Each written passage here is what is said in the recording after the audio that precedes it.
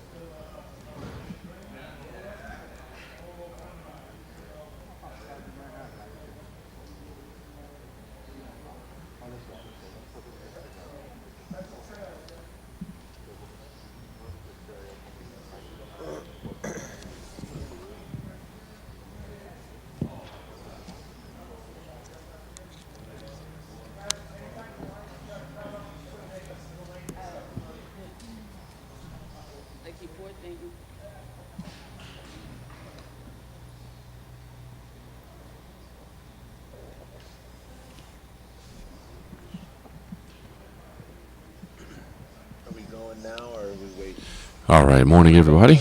Looks like weigh-in's about to begin. Sounds like, to be honest with you, the headliners might be number 1 and number 2. So we might get our main event official. Good morning, everybody. First to the scale, one half of the main event, Rafael dos Anjos.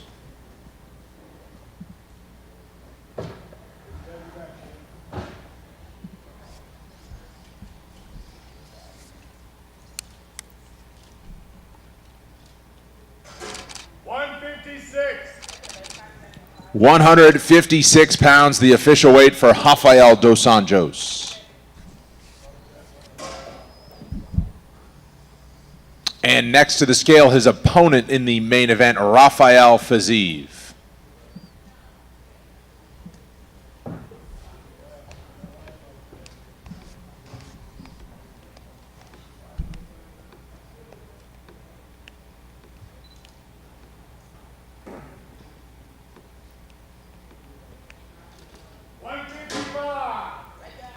Official weight 155 pounds for Rafael Fiziev.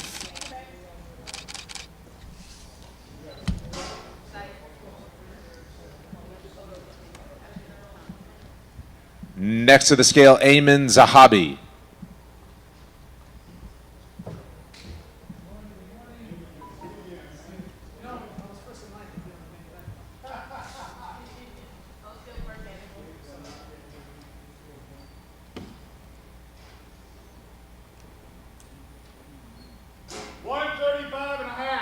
Official weight 135.5 for Ayman Zahabi.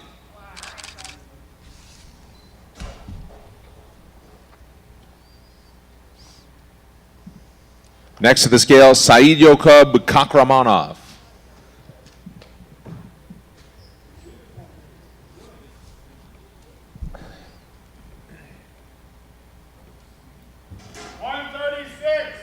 Official weight 136 pounds for Said Yokub Kakramanov.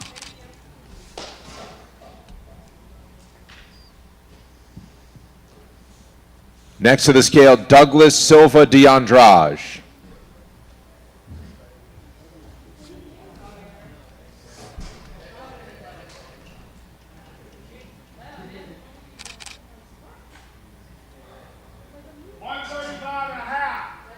Official weight 135.5 for Douglas Silva de Andrade.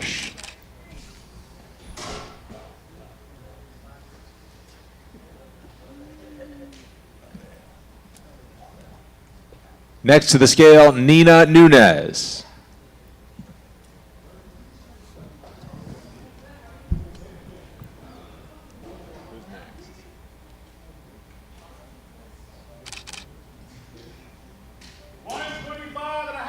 Official weight 125.5 for Nina Nunes.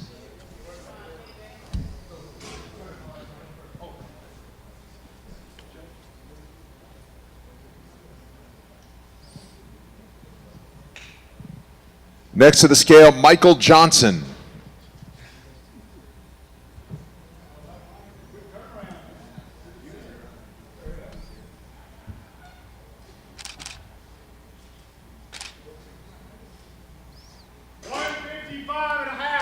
Official weight 155.5 for Michael Johnson.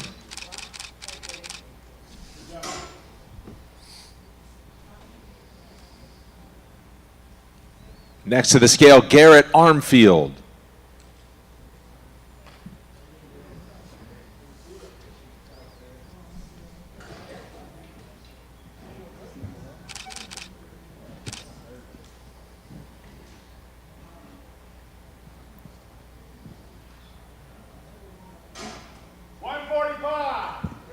Official weight 145 pounds for Garrett Armfield.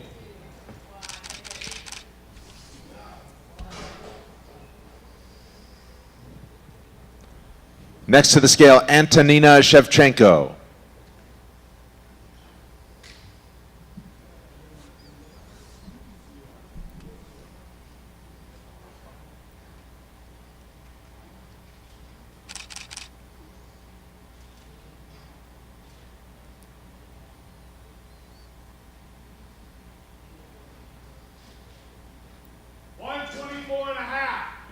Official weight 124.5 for Antonina Shevchenko.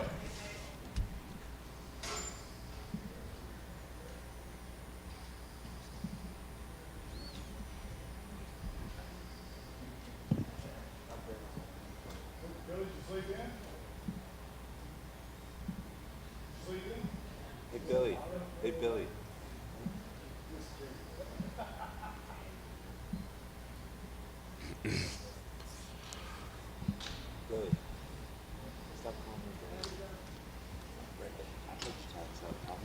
Barely got a chance to say good morning to everybody.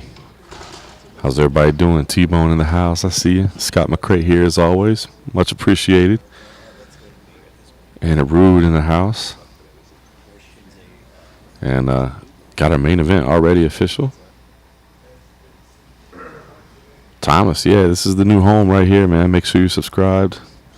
Next to the scale, Jared Vandera.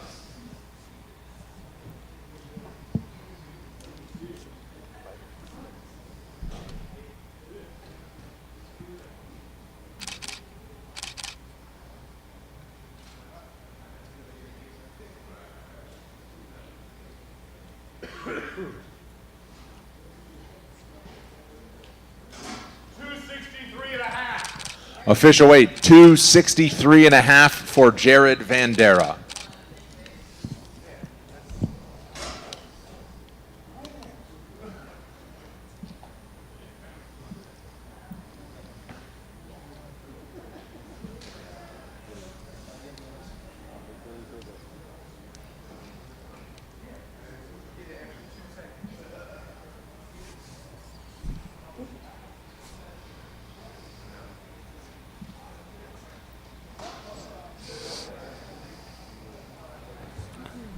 So by my quick count here, looks like we got about 10 people in so far, but that does include your main event. So if you're just joining us, Rafael dos Anjos 156, Rafael Fiziev 155. They were your first two on the scale this morning. Main event was official. Ayman Zahabi was third, though. He said while he was on the scale, I was actually first in line, but they let the headliners go first. So I guess your main event gets a little preferential treatment behind the scenes. Appreciate everybody joining in. We'll have the official weigh-ins, and of course we'll have the face-offs immediately after as well, since it's a fight night event. Back to the routine here at the Apex, no ceremonial weigh-ins. We'll just do the face-offs immediately after, so have that as quickly as possible. We're going to do a little quick photo editing, video editing. Hopefully we'll get a few more fighters in, and we'll chat some MMA, shall we? Not the biggest card after you get a huge International Fight Week event, but some decent matchups. For the hardcores, I guess.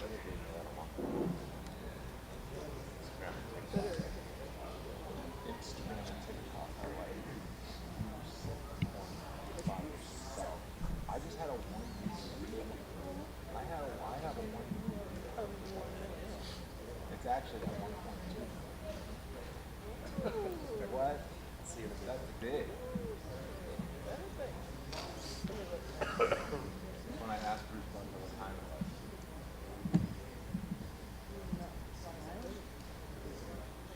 And he doesn't go east of the Mississippi. He's West Coast gal.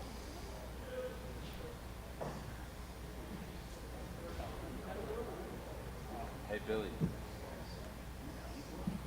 What do you think of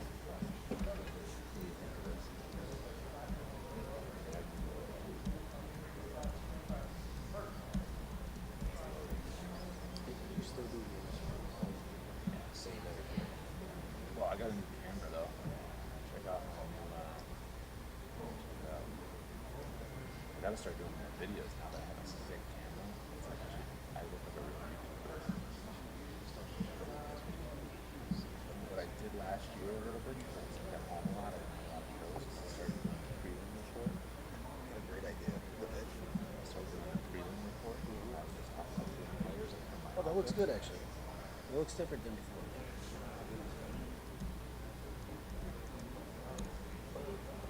Do you makeup? Did you do your makeup?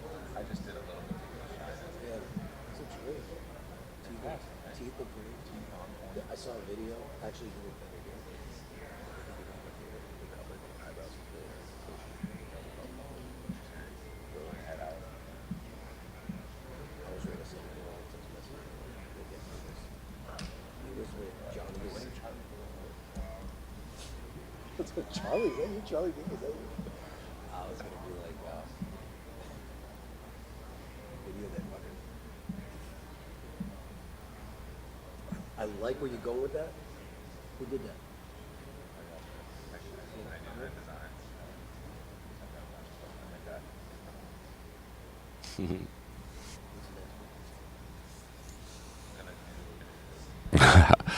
Joe from H-Town. This card is stacked. Hey, look, it's got some good matchups on it, man. I think we're going to get some good fights, but I get it, man. Name value, name recognition. This doesn't have the superstars, but that's what happens. I mean, you're trying to stack those pay-per-views. As Scott said, like last week was kind of epic, man. Like that last card last week. I mean, you're talking about, ranked fighters on the early prelims, and that's kind of the way the UFC is going now. You're going to have loaded pay-per-views because that's where they make the extra revenue, and then you're going to have fight night cards that just keeping people busy. What I say about this card is that I like a lot of the fights on it, but they're not going to have any real impact. There's not a lot of fights where you're going, okay, where do they stand in the division? Obviously, the main event doesn't fit that description. Main event, very, very meaningful. Co-main event, Kyle Bahayo and Armin Petrosian, like two really legitimate prospects, but their future is a ways down the road. So, are people excited for the matchup right now? Probably not. I mean, Said Nurmagomedov versus Douglas Silva de Anjos. I mean, look at the records on those guys. Both those guys have a case for being in the rankings. But that division is stacked. Again, good fight, but not severely impactful in the rankings. I know that's what people tune in for, titles and number one contender fights and that sort of thing. So I think it's a good card. I think it's going to be entertaining. We'll knock on wood and keep our fingers crossed for that. We'll only know after the fights. I think it's going to be entertaining. But I get it. Like, this isn't the one where people are just, rubbing their hands in anticipation. As Zach Kaufman, there you go. Much better card than was normally bookended with International Fight Week. I think it's good. I think it's good. Lou, appreciate those kind words, my friend. Appreciate that. All right, back to editing.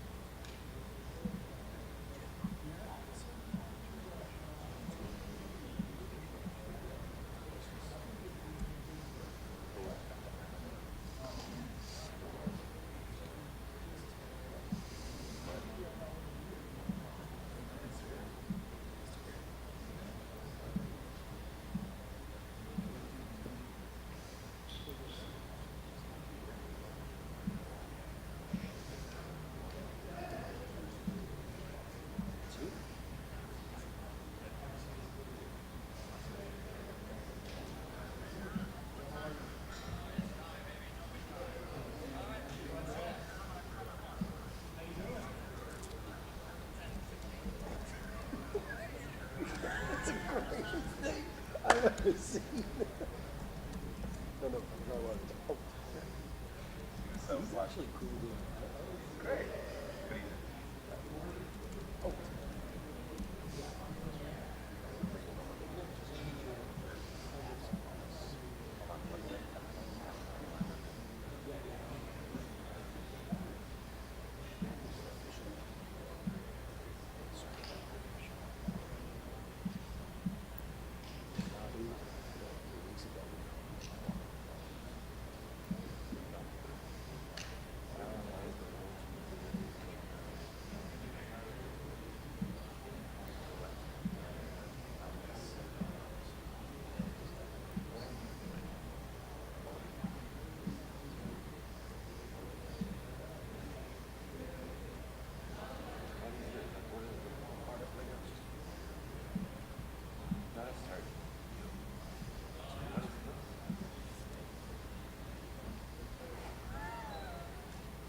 He didn't go over. No? From who? Just Who's the deal? Okay.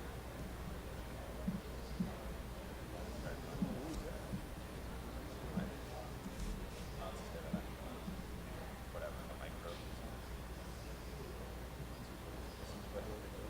Like Instagram.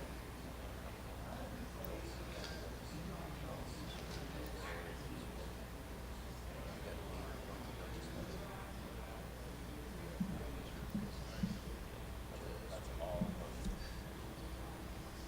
Yeah. That's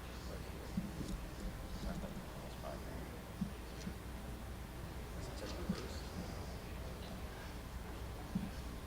I'll tell you what, man, I'm impressed with Sean Strickland.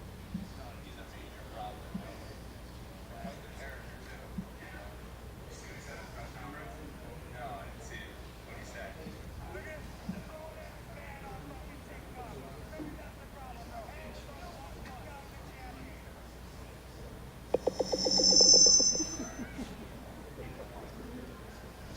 Did you see my haircut one? Oh, you ever watched it?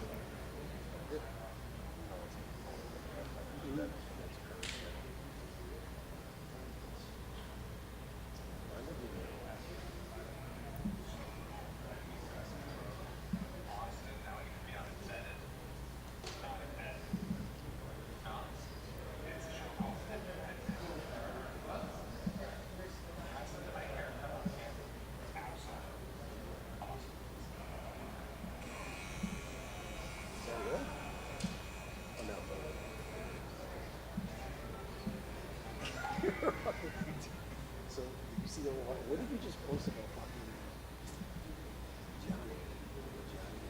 I did. Props. That's out for Saturday night's fight. Under 2.5 rounds. Ready? Not going to get the scorecard. Take that bet. All right, you got to go under on the Magomedov. The Andrade. Folks get shady. We get shady. They went up to 2.5 or 1.5.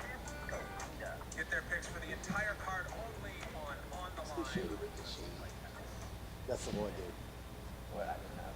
That's the Charlie I Beast. felt like who wants a prop pick? Who Right wants a there. prop pick? I can't see him. I look for them. Well, look harder. You can't convince me. I've had like you straight for the past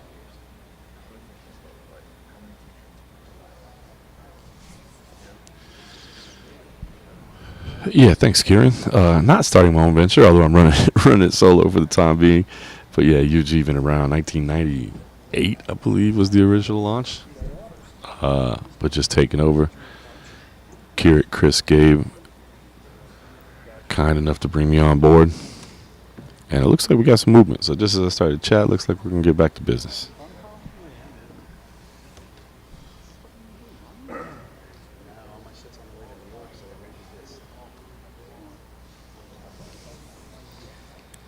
Die Hard, MMA, what's going on? Yeah, Gregory Moody. It's interesting, right? RDA, definitely the more well-rounded fighter, right? More 5-round experience. It's a tough one, man. RDA is a dog. Pretty interesting.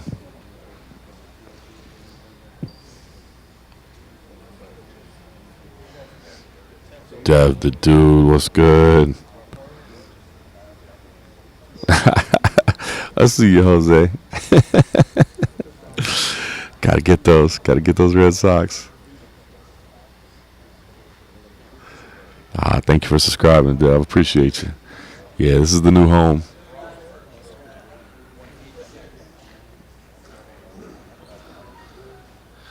We got we've been around for a while, but we're building from the ground up. So Next to the scale, Caio Bohailio.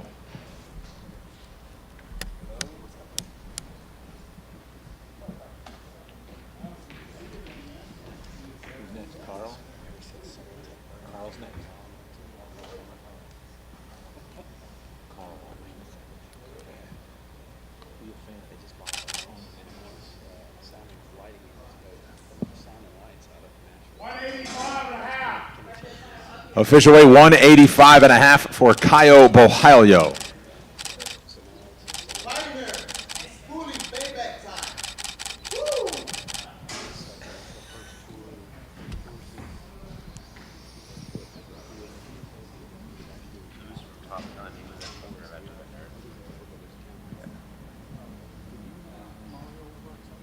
Next to the scale, Carl Robertson.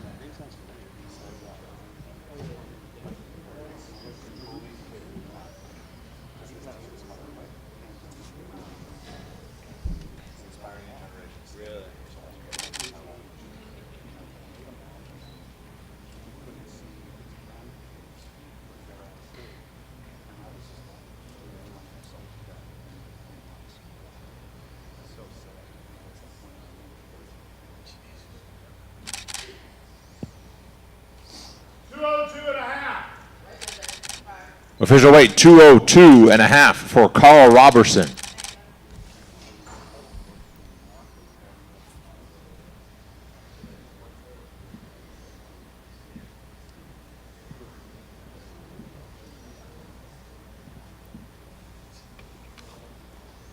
Who's up next?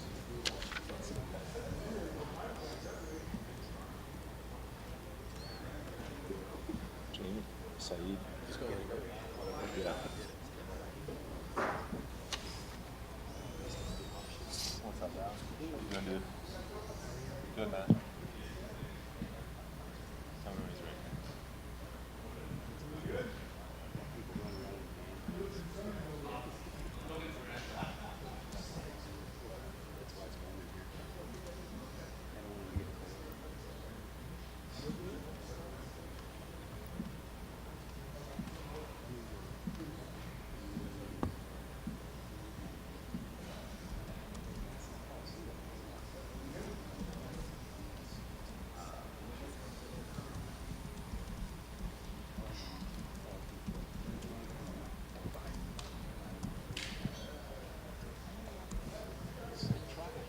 Next to the scale, Saeed Nurmagomedov.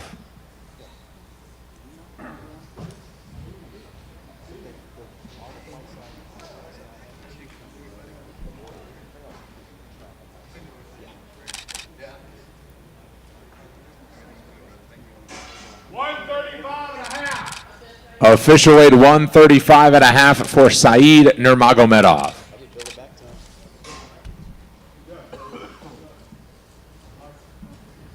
Next to the scale, Jamie Malarkey.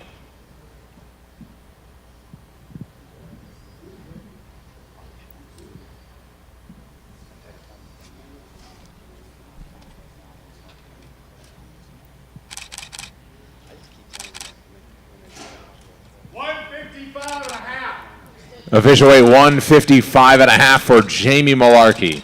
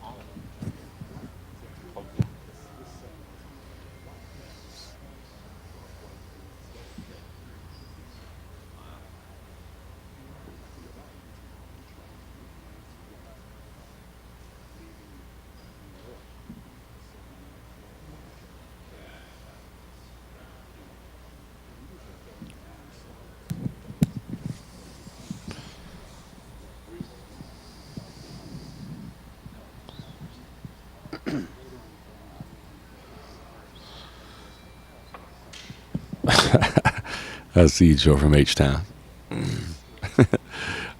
I did leave MMA Junkie. You knew. Damn it. You knew. Let's see what the picks are from you guys. Gregory Moody, Malarkey be crazy, Stan with Johnson. Yeah, I saw that. Sean Volk out for 3 months. Big Ben in the house. What's going on? AG just put a little bet on Saeed Jakub. Gregory's got the decision for Malarkey. Okay. Should be a good one. We didn't even talk about that. Like I said, fun fights. I think Malarkey and Johnson should be a fun fight. That's what I said. I think this card's going to be entertaining. I think there's some good fights on it. But I get it that, you know, it doesn't have number one contender fights. It doesn't have superstars on it. But, you know, when you got, you know, early prospects in the co-main event, I get people might be like, what? Who's that? Totally get it. But I think it should be fun.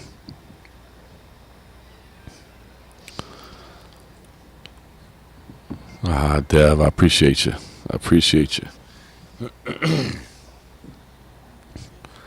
Got that Kakramanov bet as well. MVP and Perry. I love that fight. What a crazy bare knuckle fight, right? Talk to MVP, he's so right. It's like the fight that nobody knew they wanted until it was announced, and then you're like, what? I can't believe this. I feel the same way. I mean, you got to think the MVP is the more seasoned striker, right? But, you know, Mike Perry's going to make it a scrap. You know, somebody breaks their hand, that changes everything. I mean, I love Mike Perry in bare knuckle boxing. I love, you know, that he gets to just focus on stand up. It's a little bit more over the top presentation. I think Mike Perry has found his home, but MVP is dangerous now. You know, take away a lot of MVP's weapons. Okay, but he's still longer too. I think he's faster. So I like MVP, but I'm never counting Mike Perry out of anything. I think it's going to be fun.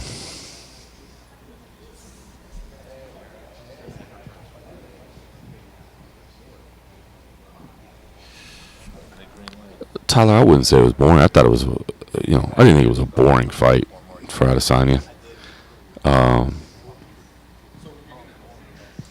But I agree that, you know, it's not what people wanted to see. Next to the scale, Courtney Casey.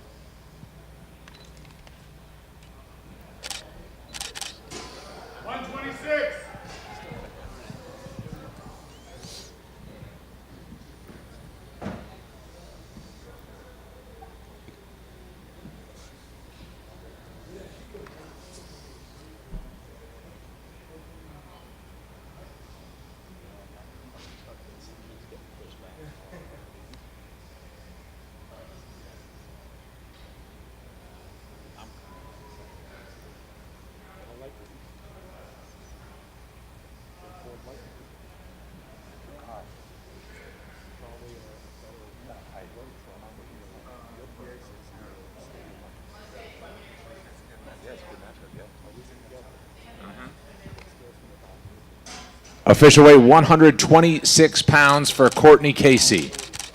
I'm not sure. Is he still number 15 over there? after last week. You know what I mean? Yeah. Just play tag with him. Yeah. I think that Jenkins fight was good. Just get my feet wet. After that guy. Camp's going great. You know what I mean? I feel good. The 30th in Dallas. That's cool. Yeah. What do you have? Diego Ferreira.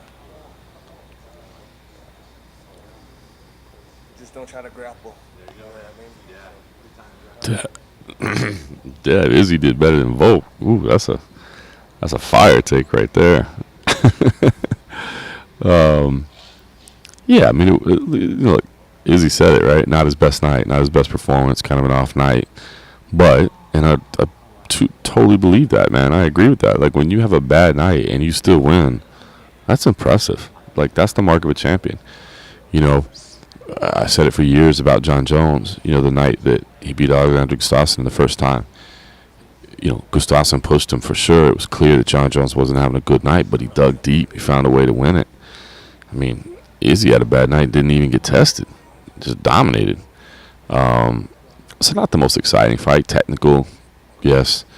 I get why people weren't a fan of it, but I'm not. The heavy criticism, I think, is a bit much. The man won the fight. At the end of the day, Cannonier had his opportunity and wasn't able to make it the dogfight that he probably needed to. But, Dev, how do you take away from Volkanovski? My goodness. I mean, nobody does that to Max Holloway. And just from the start, had him. I mean, kudos to Max for even making it to the end. That nasty cut. No, Volkanovski's the real deal. Who said Gregory Moody Volk should be fighting at 155? I don't know. That's man.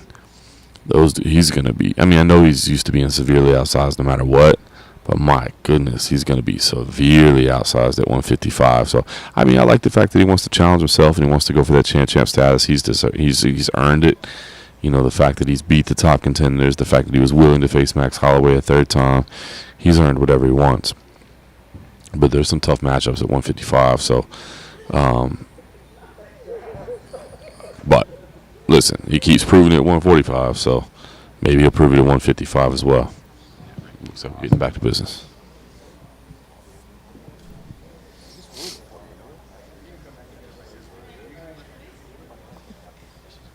Next to the scale, Ricky Tercios.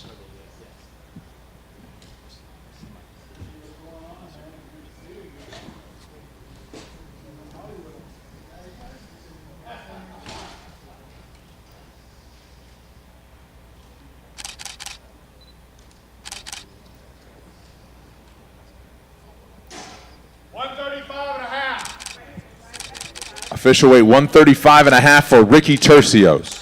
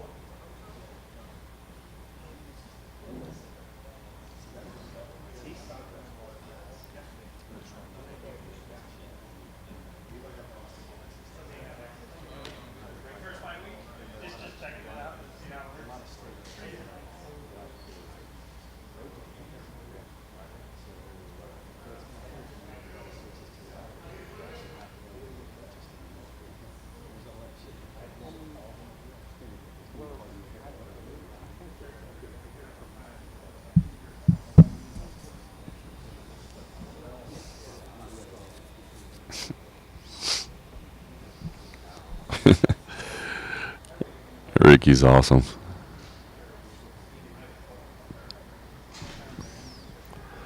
Such a personality, man. Enjoy it.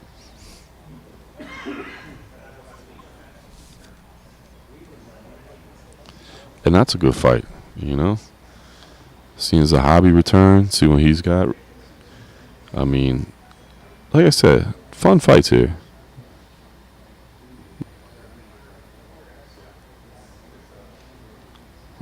Let's see, going back up a little. Gregory Moody says beats everyone at 45.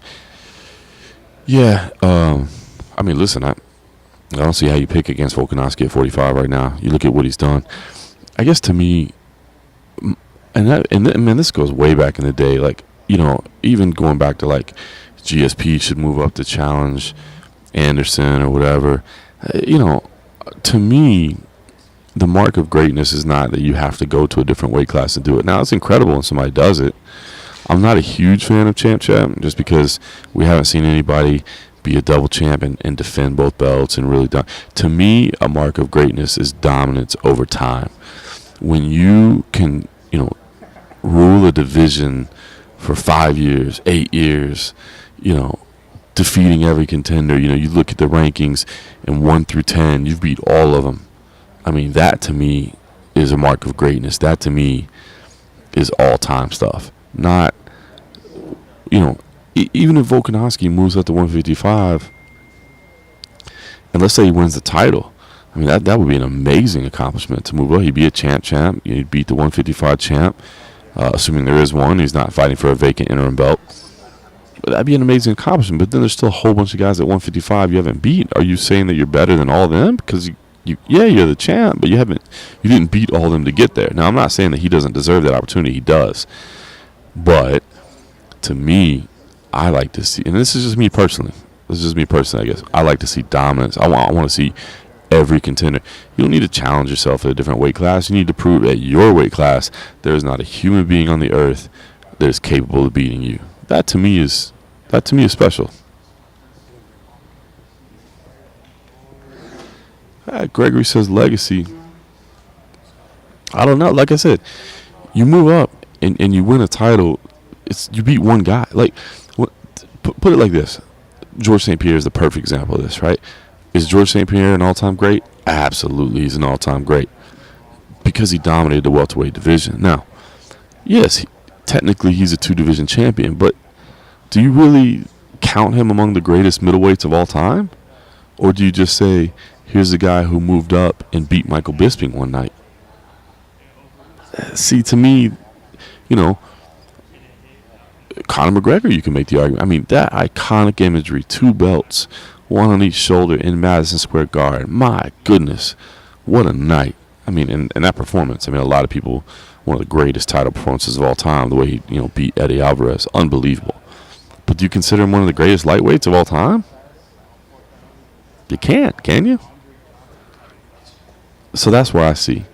Is it cool to win a belt in a second division? Yes, it's something. But to me, it just means something you accomplished on one night. That's not all-time legacy. So, anyway, that's the way I feel it.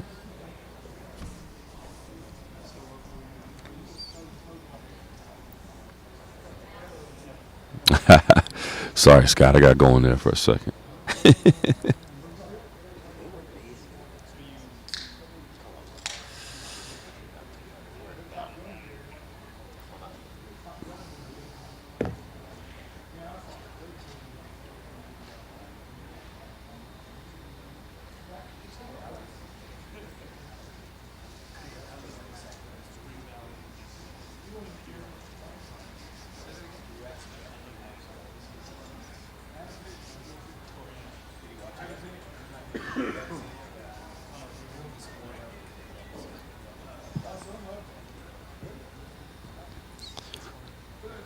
Yeah, that Alex Pereira fight, man. How can you not be excited for that against Izzy? And look, here you go. All those people that are criticizing Izzy, oh, that was a boring performance. And I get it. That's okay. It's a fair assessment. But how about the fact that he's like, yep, give me Alex Pereira. That's the next fight. I mean, Izzy could very well sit back and be like, guys, He's won 3 fights in the UFC. How can he challenge me? He could easily do that. But he's not. He's saying, yep, give me that guy. So I think you have to give respect to Izzy. You really do. Now, is it a tough matchup? Boy, it sure looks like it, doesn't it? Man, Pereira looks like just an absolute devastator in what he did, the other night to secure it, man. And then obviously given their history. And I know that Adesanya was winning the fight, that he got knocked out, but it's a great fight. I love it. I've said all along, I think the matchmakers did a phenomenal job getting Alex Pereira to the position that he is, right? Because I think there are matchups in the middleweight division that he loses, but they maneuvered him, and he delivered. I mean, he had to deliver, but they maneuvered him to the right matchups. I mean, we all saw it. Sean Strickland saw it, right? We all saw it. But I think that's okay. I mean, it's not as if Adesanya has avoided any challenges. You know what I mean? Like, he's fought the top contenders. He has wins over all the top contenders. And Alex looks like a destroyer, and he's not avoiding it. He's saying, let's go. So to me, Adesanya deserves respect for that. Now, has Alex Pereira, in the traditional sense, earned his title shot? No, not really. But I have zero issues with making that fight. Zero issues whatsoever. I love it.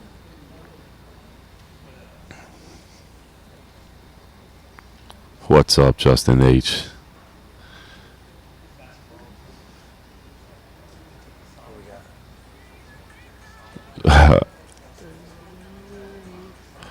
I see West Coast is not an Izzy fan.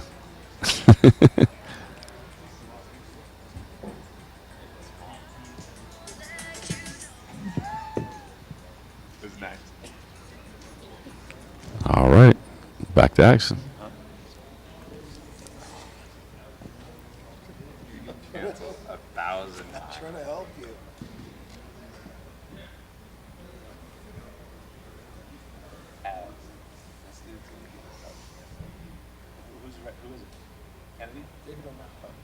Next to the scale, David Onama.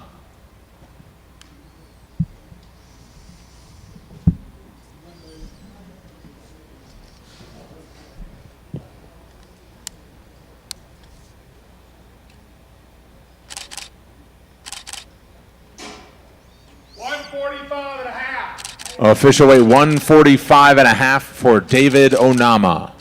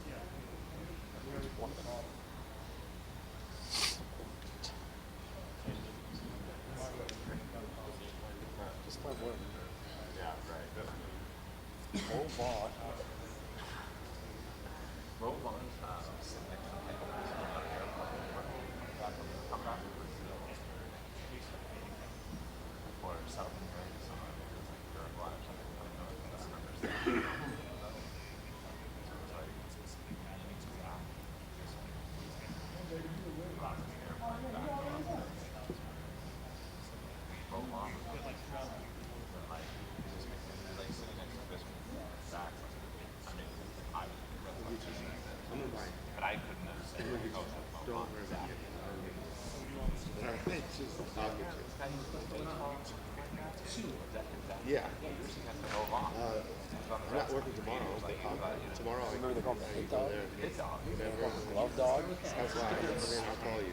The glove dog. All right. For sure. Anjos was a big contract we took out. That's when we changed the pinstripes and the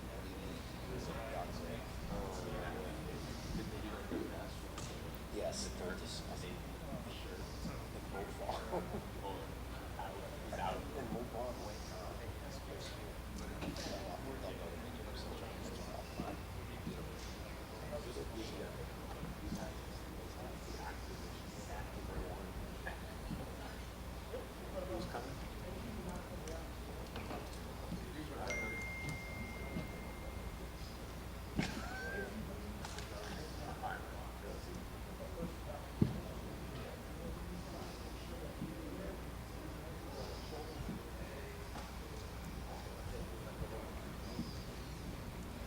Next to the scale, Armen Petrosian.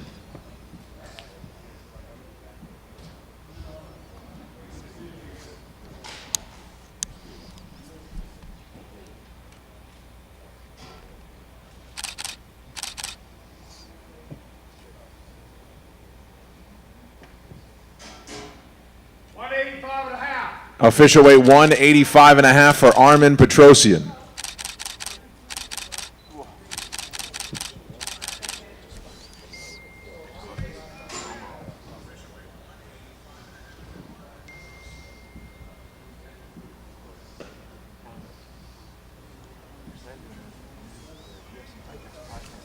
All right, so that makes your co-main event official.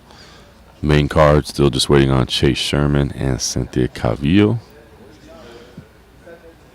Prelims: Cody Brundage, Trishan Gore, Kennedy Nchukwu, and Ronnie Lawrence. So 6 fighters still left at the scales.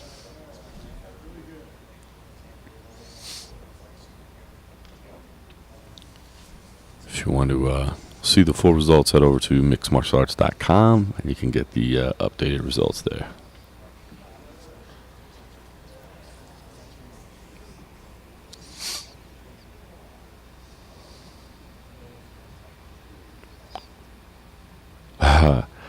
Dave Burton. Yeah, Sean Strickland's just an interesting cat, man. I loved him at the press conference. I think he was great. He's just an interesting dude, man. He's a unique character, to say the least. West Coast. Oh, come on, man. Here we go. Media's scared to say the truth on Izzy, so he doesn't cancel them. Nobody cares. Oh, sorry, man, but that's just not true. To say that you're scared of not being able to interview a fighter, like, there's 600 fighters on the roster, bro.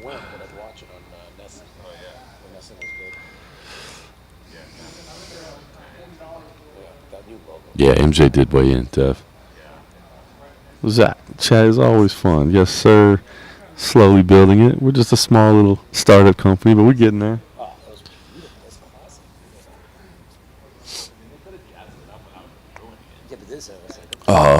Scott, I'll have to look at the card. I think just one next week. No. You're right. Two. I think we have interim title fight as well. Interim title fight.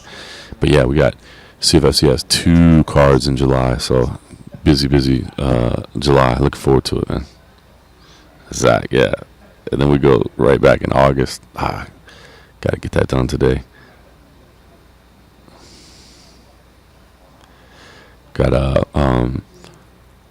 So we got 2 cards in July. We got Florida next week, and then we got Memphis. Well, actually, just outside of it, at the end of the month. And then August, we're back in Philly. In August, we'll have a grappling event as well. So back-to-backs. Looking forward to it.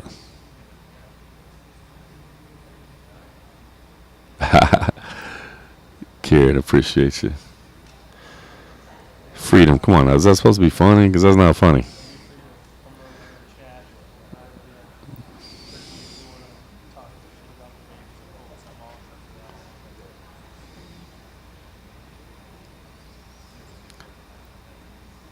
Yeah, co-main event. Like I said, 2 kind of, next generation guys, whatever. I think it should be a lot of fun. Appreciate you, Dev. Appreciate you.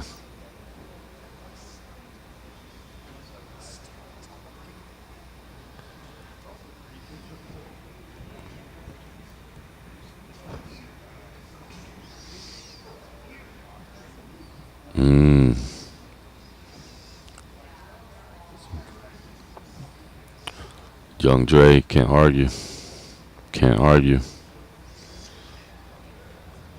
I would imagine it would be in Kyle's best interest to grapple, but I mean, not incapable on the feet, but it's kind of like going back to Strickland Pajeda, where we're like, Sean, you really should wrestle this. There's an easy way and there's a hard way, That's the way to look at it. There's an easy way and there's a hard way.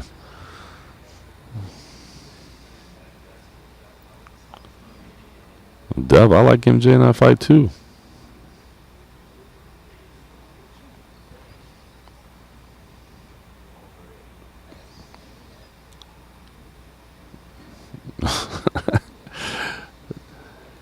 Shaka toast. That's a very oddly specific description of what you were doing watching you lift the truck. But hope you lift the truck is clean now. So far, everybody has made weight. We just have 6 left to go. NP, I know. That was our whole breakdown before the fight is what is Sean going to try to do. And, really thought Sean should have wrestled.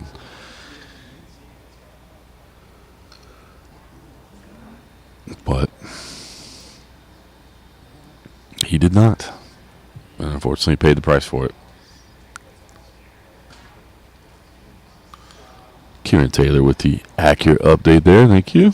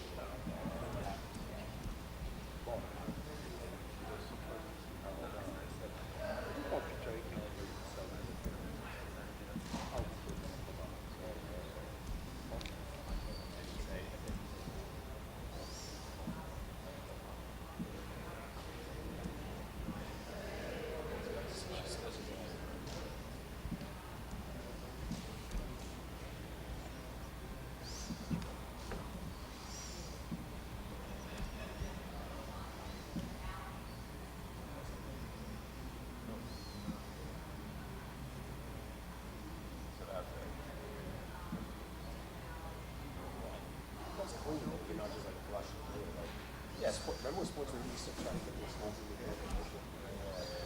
And then like on the audio version, I do like the full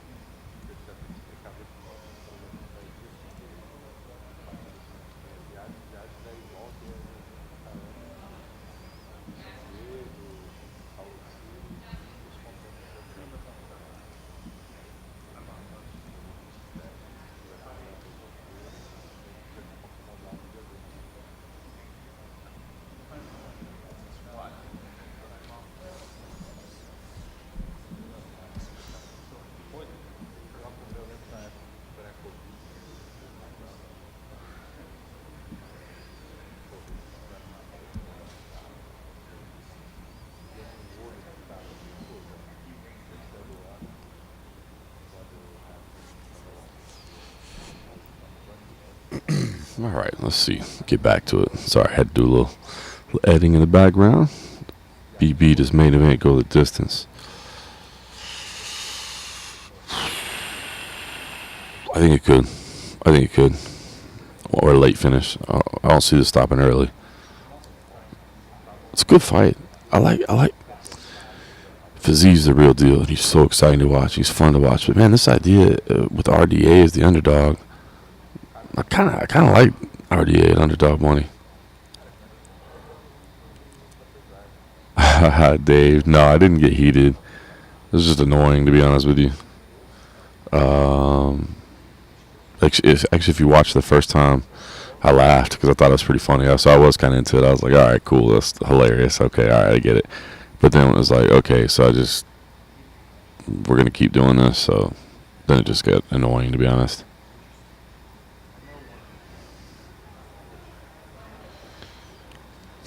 AG says all his Mahasha fight needs to happen in Abu Dhabi, Brazil, to judge the grappling. I hope that's the fight. I get why Charles Oliveira doesn't want to go to Abu Dhabi to have to face Islam, right? Where it feels like you're getting the road game. I get it. Totally understand. I totally get why he wants to fight Conor McGregor, man. Cash that check. So I can't blame him for, the kind of positioning that's going on right now. But that's the fight I want to see. That's the fight I think that would be phenomenal, and I think it's the right one for the title. Yeah, Justin Volk's probably 3 months recovery, but then you gotta train. So yeah, 6-7 months. Shaka Toast, team lifted truck.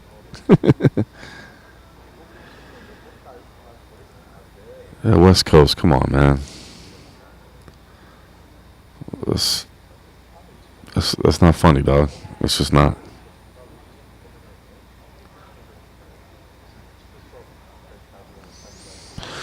Yeah, Conor Diaz 3. I think that's the fight they definitely want to make. Clearly, that's the big money fight, right?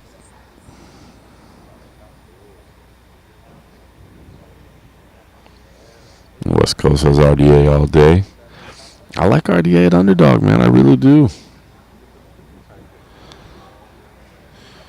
BB, I'm guessing it's just because of the ongoing litigation. I'm sure, I'm sure his legal representatives has told him that he can't do himself any favors by speaking right now. So, I get it. Hasbulla getting that interim strap. Hasbulla's got to be like king of the 45 division, right? Like not 145, just 45. To have the dude as Fiziev as a lock. Dude, he's so good. I get it. Oh, Jeff Mullins back. Andrew, I know, right? We're getting there. We're getting there. Baby steps. Baby steps.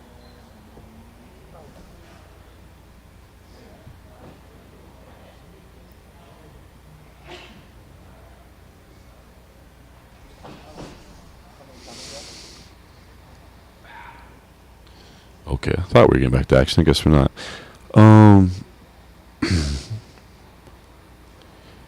Yeah, with Nate, they're not going to put a matchup together with Nate and only have 3 weeks to market it, right? It's just not going to happen. So, look, Nate, Nick, the Diaz brothers, they're badass. You can't doubt them. But I guess I never really know for sure they're going to show up until they show up. You know what I mean? So I can't imagine they're putting together a fight for them on 3 weeks. Those guys, they're marketing draws, and they'd want more time to capitalize on that for sure. So I can't imagine anything happens in Dallas. All right, we are getting back to business. Here we go. Next to the scale, Ronnie Lawrence.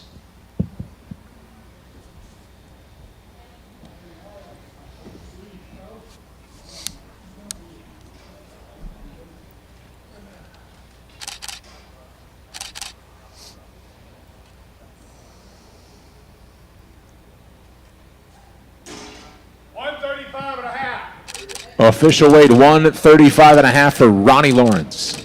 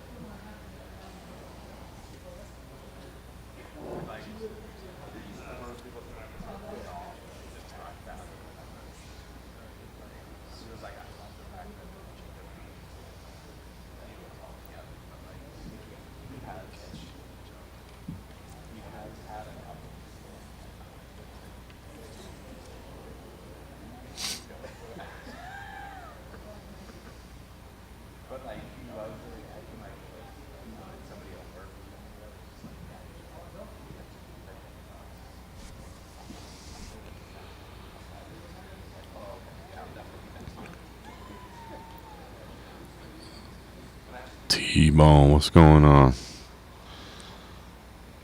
Justin thinks Cannonier gets knocked out in that matchup with Strickland. Okay, with Strickland. Ooh.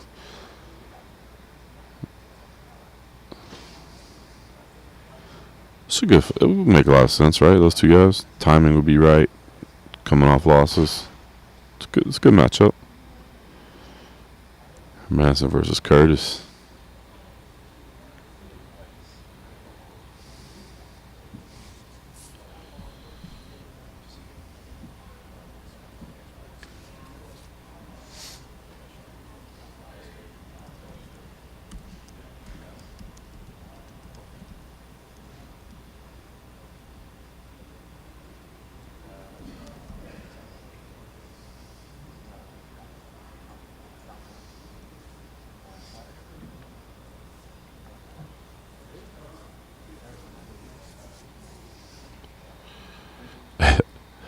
Yeah, CL, it's a little stretched out today, huh?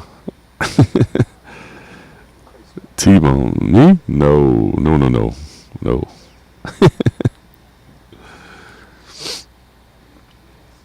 Yeah, I like Curtis stepping in, man. It's a shame Till's out. Obviously, everybody wants to see Till come back, but gotta love Curtis getting that opportunity.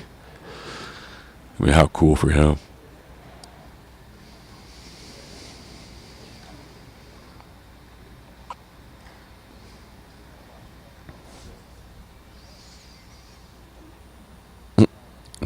Andrew, sorry for your stomach bug, dog. Just saw that. Just a handful left to weigh in at this point. Chase Sherman, Cynthia Cavillo, Cody Brundage, Treshawn Gore, and Kennedy Nzechukwu. That's what we're waiting on right now at this point.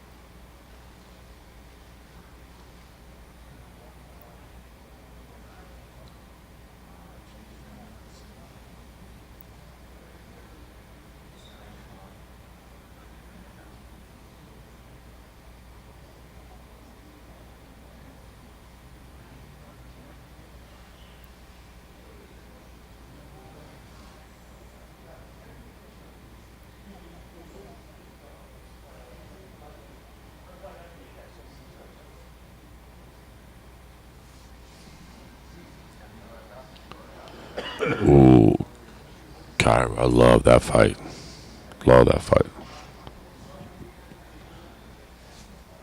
Next to the scale, Kennedy Nzechukwu.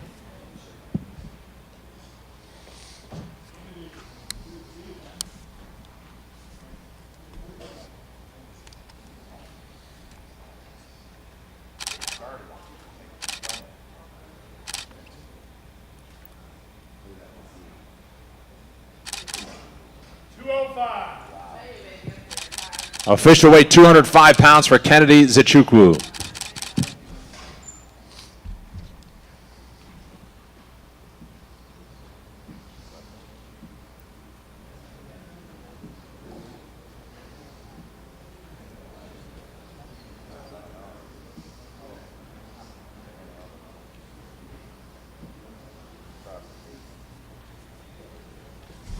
MP, breaking news.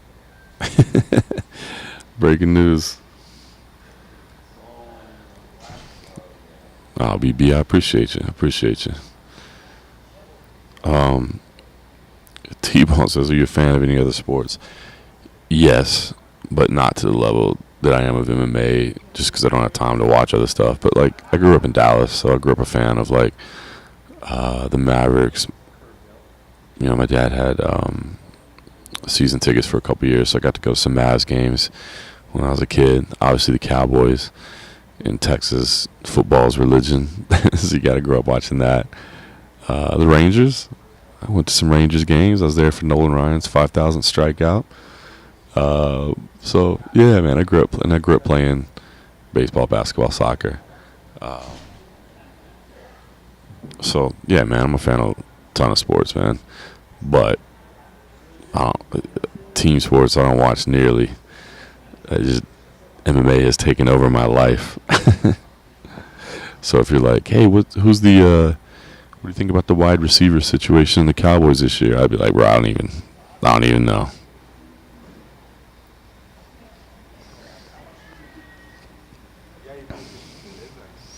Yeah, shock. Everybody's made weight thus far. BB, man, I'm not counting out Chris Curtis against anybody at this point. Guy's on a hell of a win streak, man. You think about where he came from. I mean, retiring twice in a night. Now he's beating everybody. You know, everybody around him praises him for being the hardest working dude in the gym. Man, I wouldn't take anything away from him.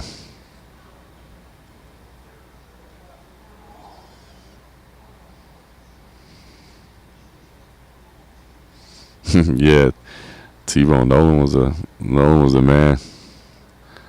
I built my pitching motion. I used to be a pitcher back in the day, and I kind of copied him. Nolan Ryan and Dwight Gooden. Those are the two dudes that I thought were the man back in the day. Slight differences, huh? Shaka. Appreciate you, brother. Appreciate you. And your son. West Coast, no. I grew up in Texas, but I've never... Well, hold on. No, I've never been to a rodeo. I've been to some... what do you call it? Now I feel terrible. The bull riding events that they've had out here. Now I can't remember. Oh, PBR, right? Why can't I remember the name? Like the beer. Yeah, I've been to a couple of PBR events out here. That were actually pretty fun. I didn't go for the whole time. Just went for a little bit, but they were pretty cool, actually, man. Man, you get next to those bulls. Those things are scary as hell. But no, as a kid, I did not grow up on a ranch. We were not involved in the Texas is not exactly like that. So I never saw a rodeo. Didn't listen to country music. Not that part of Texas.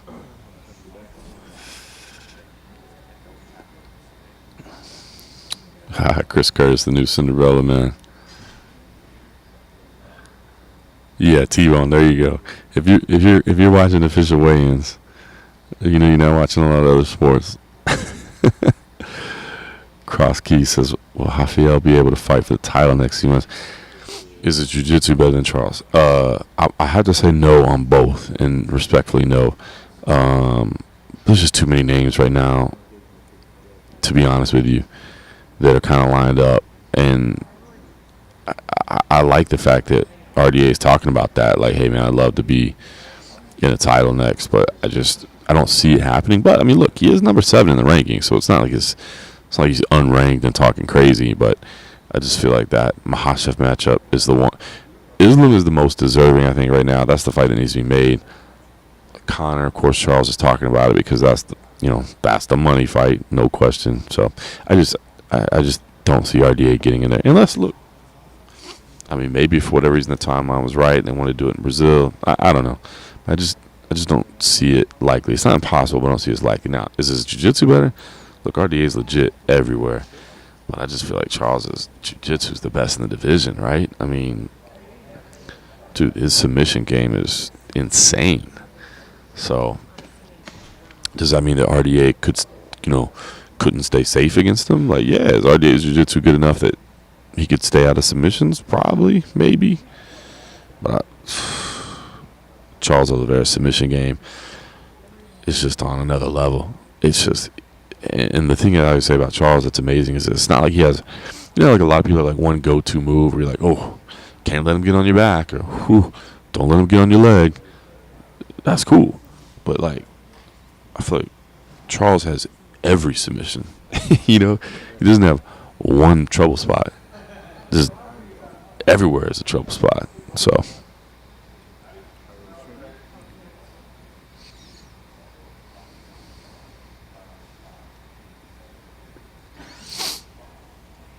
Aspinall. AG says Aspinall's elite. Absolutely, Aspinall's elite.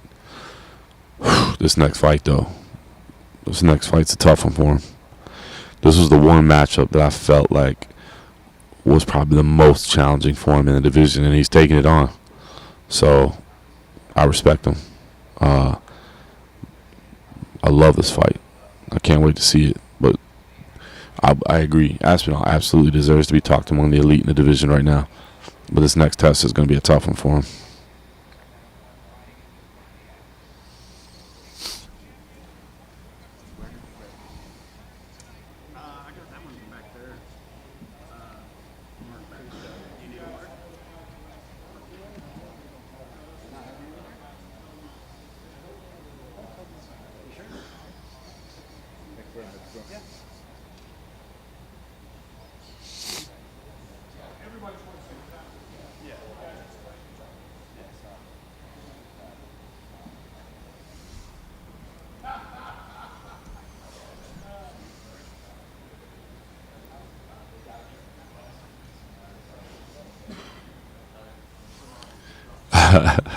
Shut down the stream next time, huh? Just let him call the weight for Charles, and we move on. Yeah, that was crazy. The whole weigh-in scenario last time. It's been interesting, the discussion since, right? Where a lot of people are like, "Oh, we need to go to a digital scale," but there's a time when people are saying we don't need to do a digital scale because the beam scale gives you a little bit of a play with it, right? Like you can adjust it and you can call it if it's close. Just that particular inspector, but it's weird because I talked to some people that were with Charles. I'm sure he's probably talked about this since, but I talked to some people that were with him that said that like the whole time he was gone, he took the extra hour, he was sweating the whole time. Like they had a sauna ready to go. It was already heated up, so it wasn't like they had to wait to heat it up. And he was sweating the whole time, and I heard he peed too. Which, I mean, in some situation probably sounds like TMI, but when you consider somebody needs to lose weight, I was told that he actually peed during that time. So if he was sweating the whole time and he peed during it, how did he come back and weigh the exact same thing? So, I don't know, man. That situation was crazy. It's unfortunate. But, hopefully he's involved in the next title fight. I get why he's saying he doesn't want to fight Islam in Abu Dhabi. I think if he keeps on that position, it means he's not going to fight for the title. I feel like, and the big thing that a lot of people have pointed out is, okay, the belt, whatever. It's just a belt. But if it affects your pay, if it affects your pay-per-view points, then that's a really, really unfortunate situation.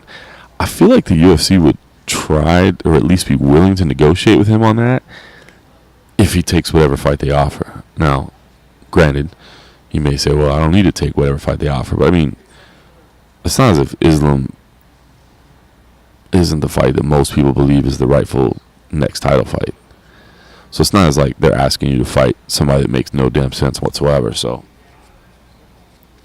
the fact that he doesn't want to go to Abu Dhabi, though, I get it.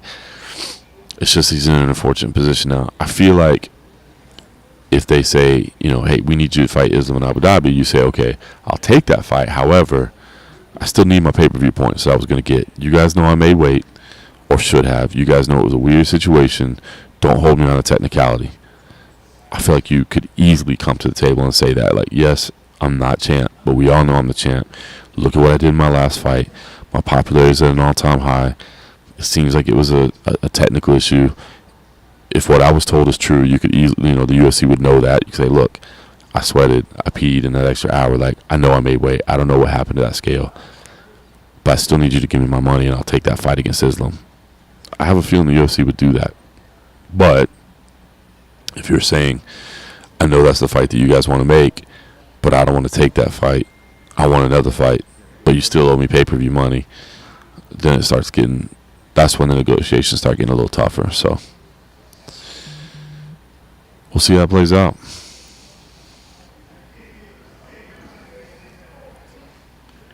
Hey, G, appreciate you. Appreciate you. Yeah, Sean, it was a shame to see Till out.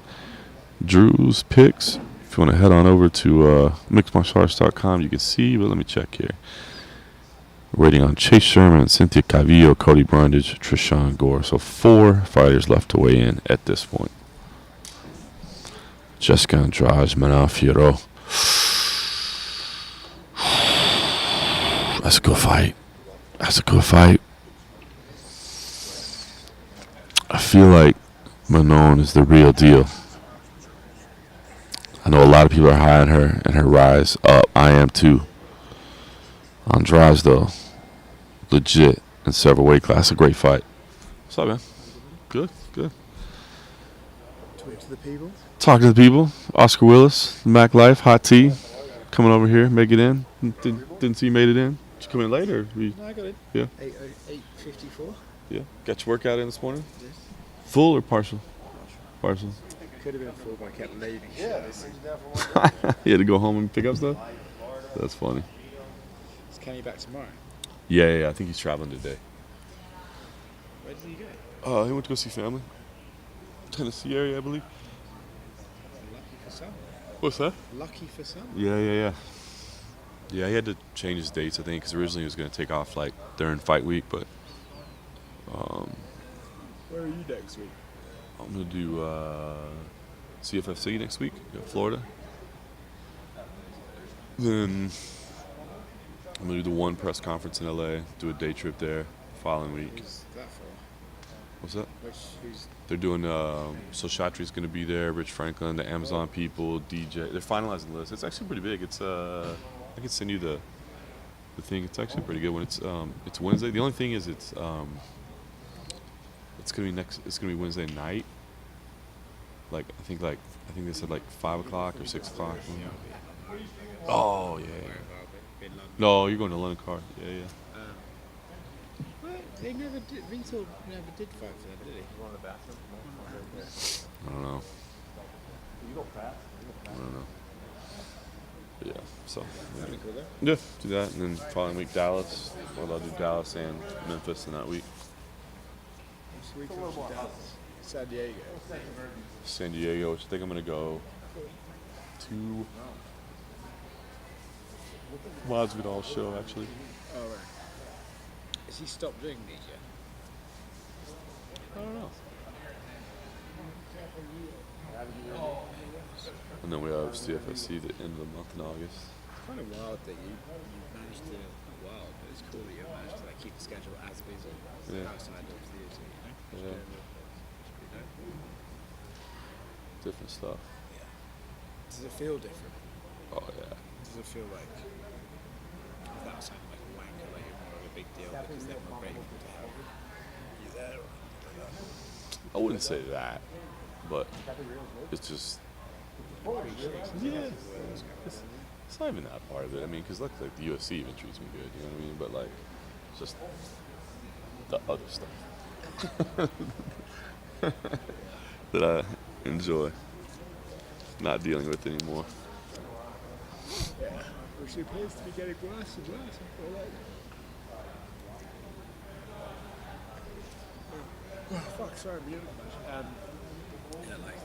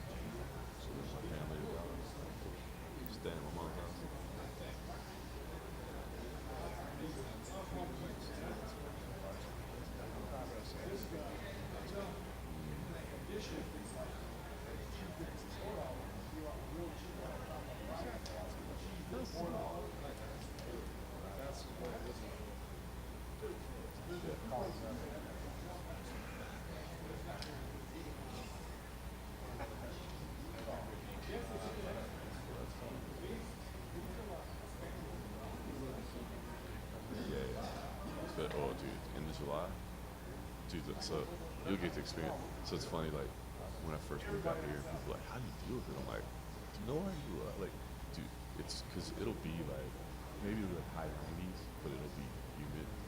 Not as bad as Houston, but it'll still be like it's hot. Yeah. Just, yeah, where the winds and stuff, but like during the summer in Houston, it's like when you walk outside, you're like literally like drenched in water. Yeah. Nah, that was next level. That was next level.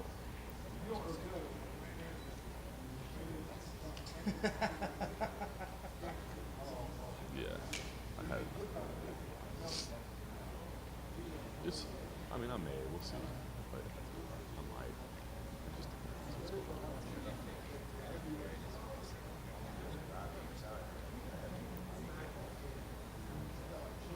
Yeah.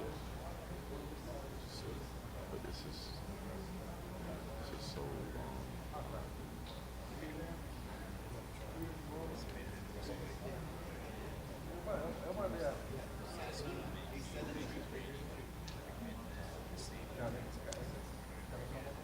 Yeah, you don't even have that aspect of it. Like, cool.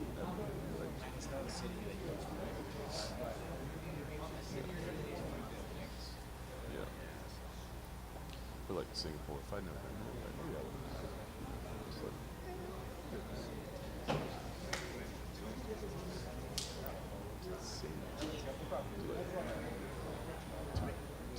two beers in the burger, like $60.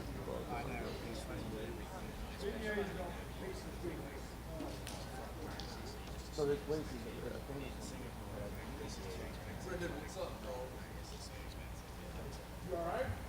Yeah, I'm good. Are you? Good. That's fun. So true. How'd everything come out? So true. At UFC Apex last week, like, All right, sorry. Chatting with my man Oscar a little bit, getting caught up, talking about plans. Let's see here. Furo should win, but you can't get taken down by Anjos or hit with huge power shots. Kyra says. What is the line on that? There's got to be some lines on that, right? Let me check. I am curious about that because that's a great fight. what's going on? Yeah? This is the first one? Oh, yeah. Yeah. Furo. I mean, it's basically a pick 'em, right? Yeah. Boring. Basically a pick 'em. That's kind of what I assumed because that's the way I look at the fight. So that's spot on. And Aru, yes, we miss you, bruh. Usually you get, let's say there's 20 fights. All caps is fine. 20 in the first 10 minutes, and then you just hang out. Shaka, yeah. Courtney Casey did weigh in. She needed the, what do we call it now? One because it's a heavyweight. The shade? Yeah. The, The others are hating the we need a good name for it. It's Casey Leiden from MMA Fighting. They used to call the hoop of shame, which I always thought was pretty funny. Calling it a box, just, yeah, I don't. I think we can all see why that might be the wrong terminology to use. I'm just going to go inch one. Is Volkanovski #1 pound for pound? You can make the argument. You definitely can. I left him at #2 in mine. I had Usman at #1 and Volkanovski at #2. But I get that you can certainly make an argument.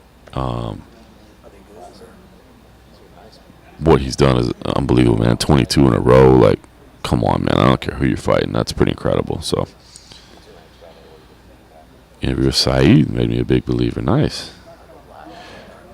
Dana was on vacation at the last UFC. Actually, yeah, on vacation. So, I don't know where he was exactly. He was hanging out and watching on TV.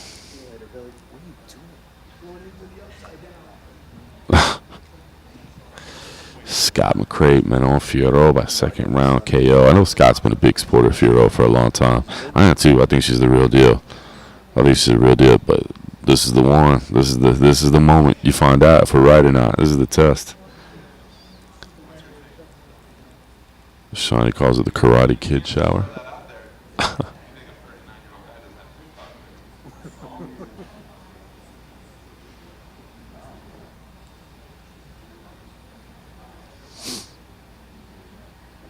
What Sean Strickland said about TikTokers.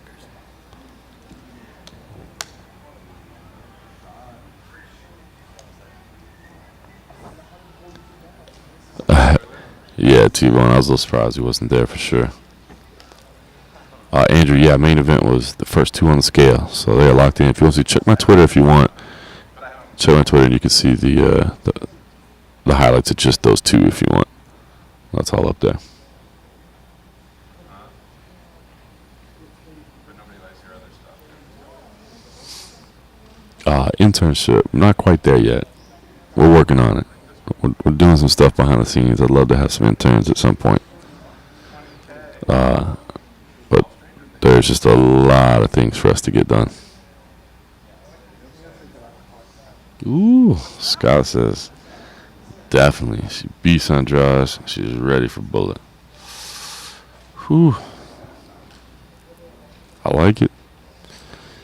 I mean, if there was ever a time that you think Valentina is a little bit vulnerable, it'd be right now, right? After that last performance. So it's exciting. Fresh contender, fresh blood.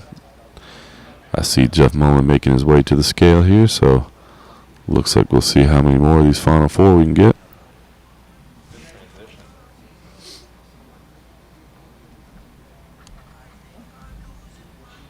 How long has TikTok been around? 4 years?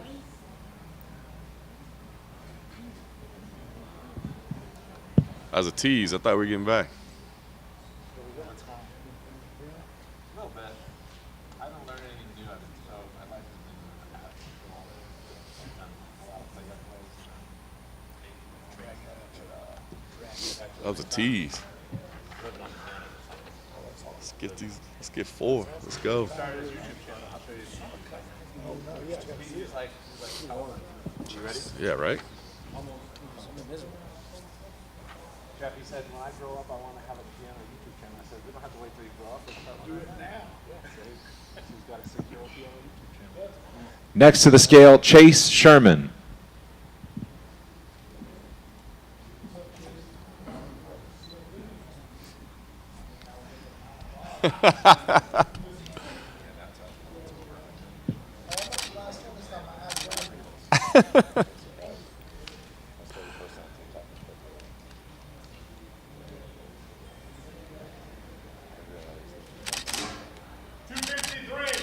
Official weight 253 pounds for Chase Sherman.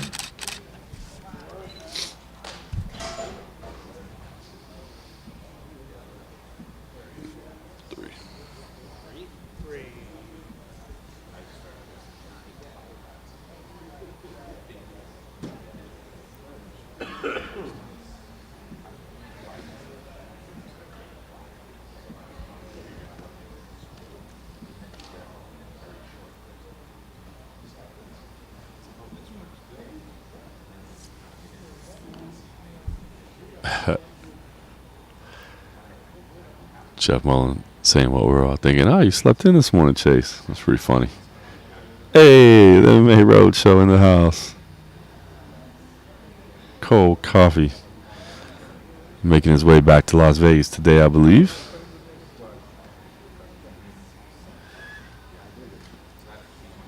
T-Bone. I'll take your $20, sir. I'll ask him that. I think they still plan on going back to Jacksonville. Kieran, I appreciate that.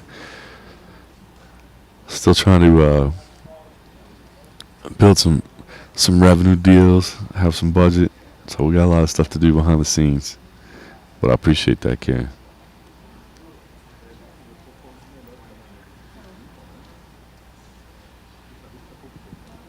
Kyra, you're right. that was a hell of a fight with Tyler. And, I picked Valentina in that fight. But, you saw, if you watched Tyler's rise, you saw that, like, okay, this could be problematic. I still scored that fight for Valentina, but anybody that says I scored it for Tyler, I got zero problems with that. Great fight. Great fight. Good chat with us. I'll be back.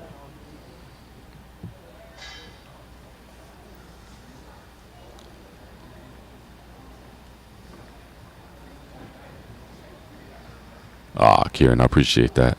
Yeah, I mean, I'd like to set up like some internships or some, but it's just having time to do it, to be honest with you. But I want to. I plan on getting to there,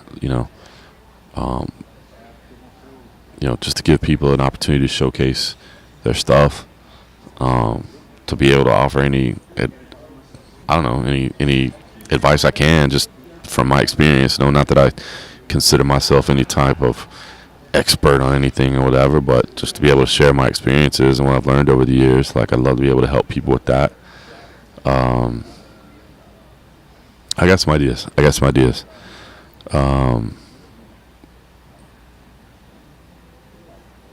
Yeah, I'll just leave it at that. Just need time to get them done.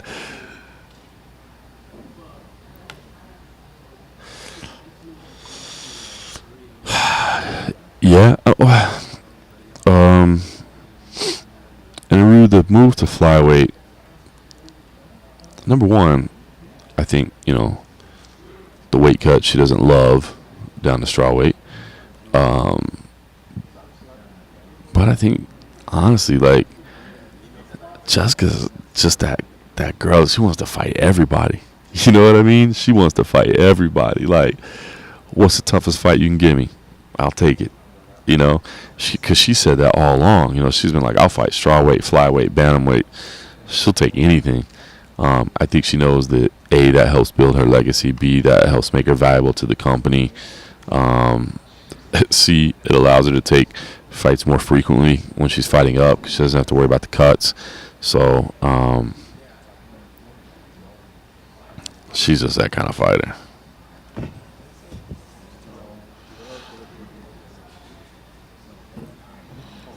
I appreciate you guys. Anna Rude and Kieran both, man. I appreciate you guys. And Gregory, yup. You're seeing it like I see it. Had Colby gone on 5 rounds in his first fight against Kamaru, could he have won, in your opinion? If I remember right, I still had that fight scored for Kamaru before the finish. If I remember right.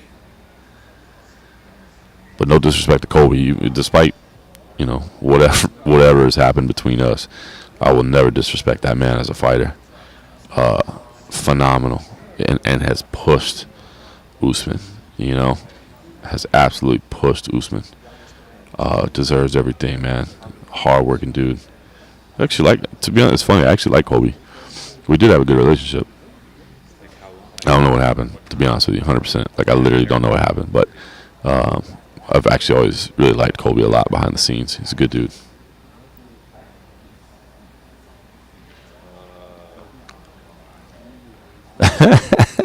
Scott, as he started picking fights with everybody. Hey man, cold coffee, hot tea, they're grinding over there. I do see. Have you noticed?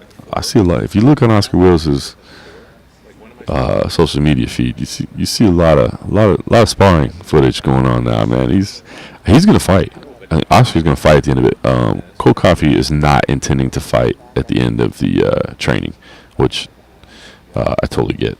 But respect to them, those guys, for doing it, man. Getting up at 6 o'clock in the morning and heading over there to the gym, man. I got much respect to both of them for doing it. Draven, I'm not gonna lie, I don't go there anymore, just out of sheer,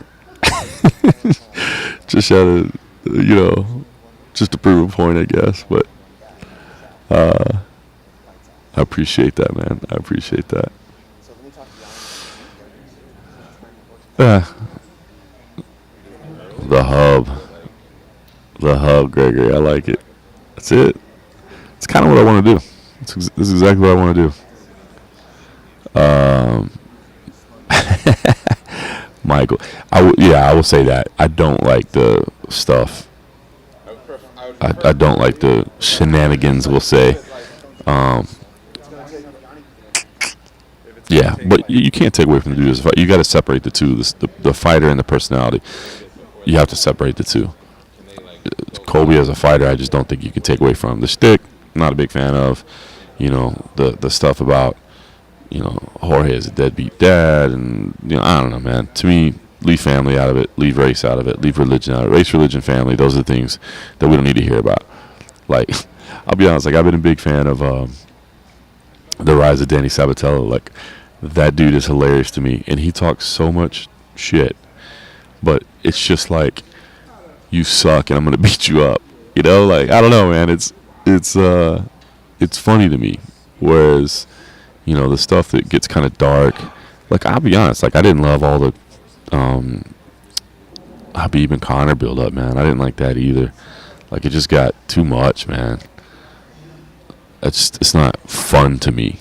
And I know it's the fight game, and that's not all fun and games, but all right. Brandon Fitzgerald, pick up the mic. Next to the scale, Cody Brundage.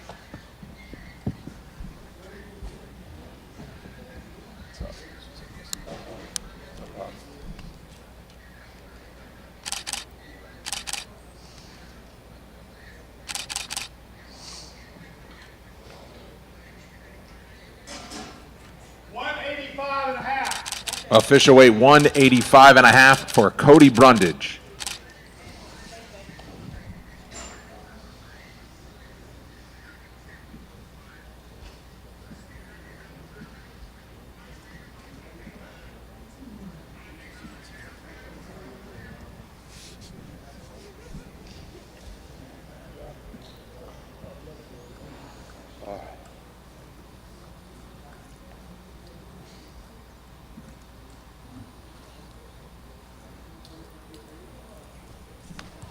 What's up, Cody?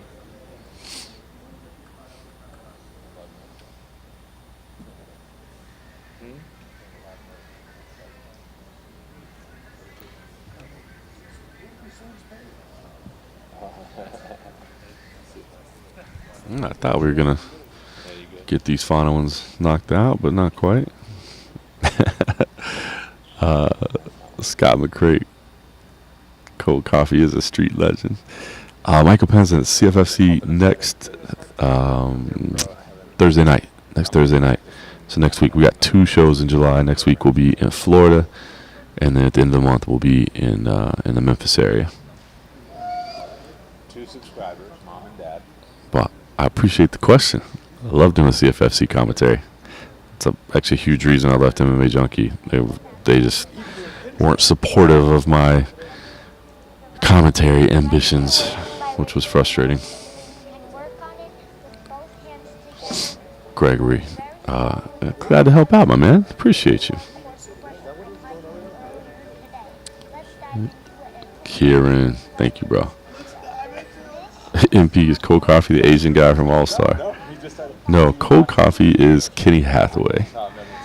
He is a videographer for MMA Junkie and my podcast co-host.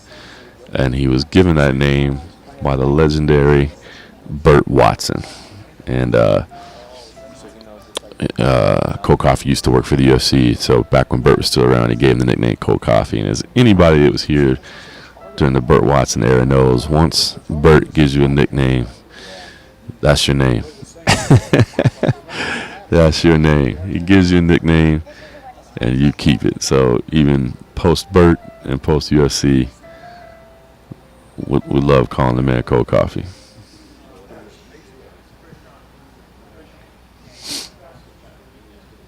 Yeah, Shawnee, that's it. I'm not. You nailed it right there. Yeah, Gregory, I agree with that too, to be honest with you.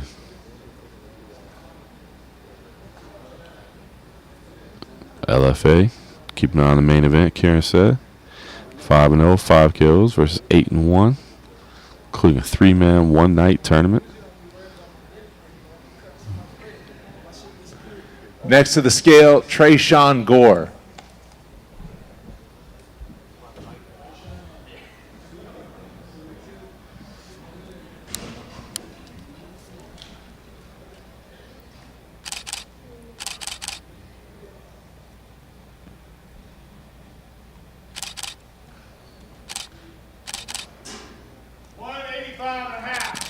Official weight 185.5 for Trayshawn Gore. And then there was one.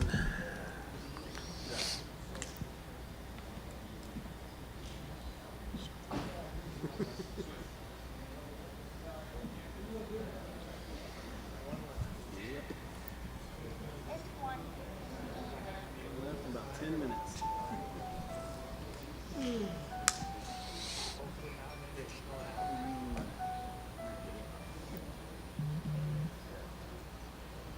This is what it sounds like all together.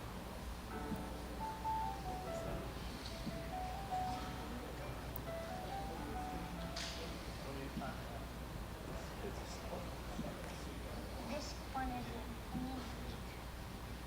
I'm already for this one goes.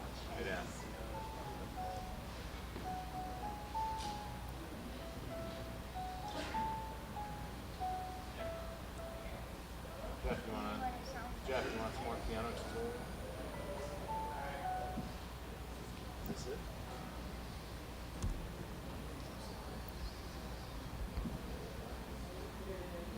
Let's see what other songs. Let's see what other. All right, so one left at this point. Lou Hathaway is a great dude, man. He's my boy.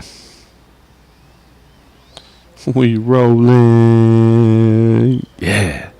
It was so cool. Like, there were a couple times just at certain events, the way the backstage setup was, where you'd be near the locker rooms. Next to the scale, Cynthia Calvillo. I'll share that after.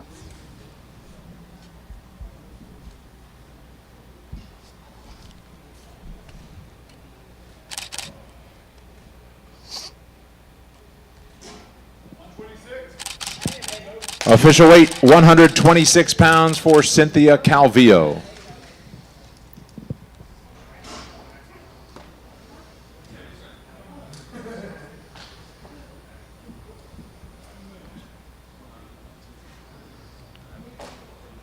She was having trouble cutting weight. Seriously? All right, so that does it for weigh-ins. I'm gonna get everything switched up. Oh, but I'll just finish that story. Like, being backstage, like near the locker rooms, and you hear Bert in the back, talking about, this is yo fight, yo night, get it right, 10 minutes to the hole, ta-da. And he's got that iconic voice and that excitement, and you hear like the, fighters warming up, mitts popping, pop, pop, pop, pop, pop. You kind of hear the roar of the crowd out there. Oh man, it was just. The vibe, man, the atmosphere was so cool, man. Bert just kind of had a way of commanding that backstage area that, you hear fighters say it got them hype. You hear Bert, and they would get them fired up, And he's a true legend, man.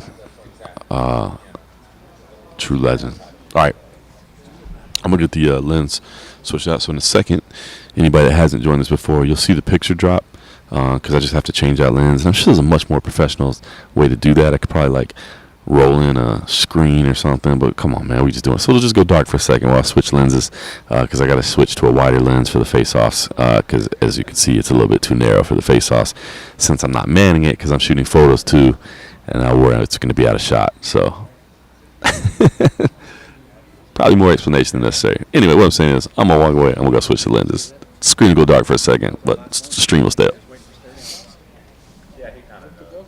And yeah, face-offs coming up top of the hour, so just a couple of minutes.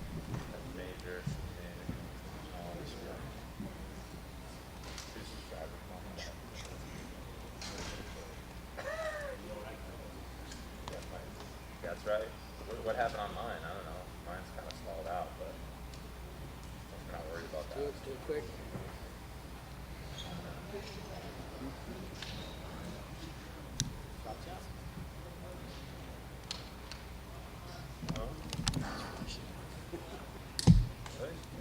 Oh, because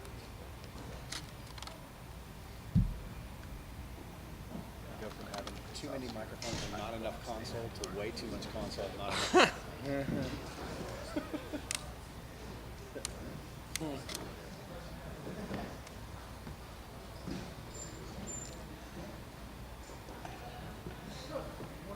All right, Jeff. What's up, Jay? How you doing, sir?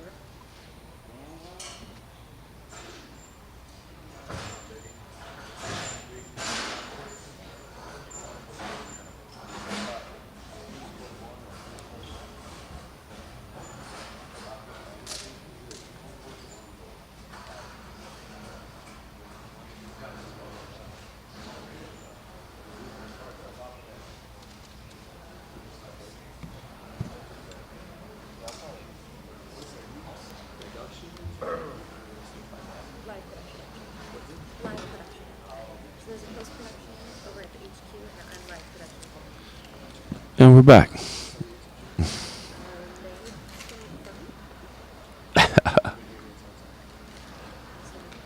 just haven't been. I've been to one fight this last weekend, and then tomorrow will be. In your opinion, who do you think with Shavkat and Hamzat? That's a great fight. And I see your comment below, Shavkat not getting the same type of hype. I agree. Deserves it, man. The dude's legit.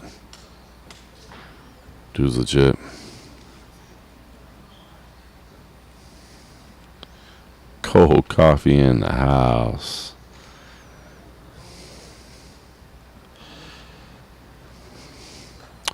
Yeah, so Gregory, like Hamzat was kind of exposed by Burns.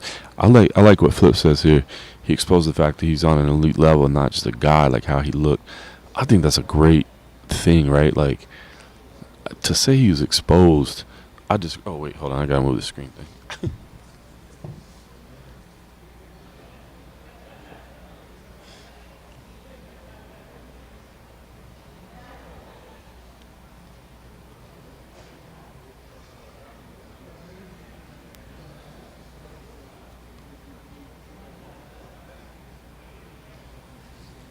Sorry, I just realized that little white box was on the screen. I had to use that to make sure the focus was set.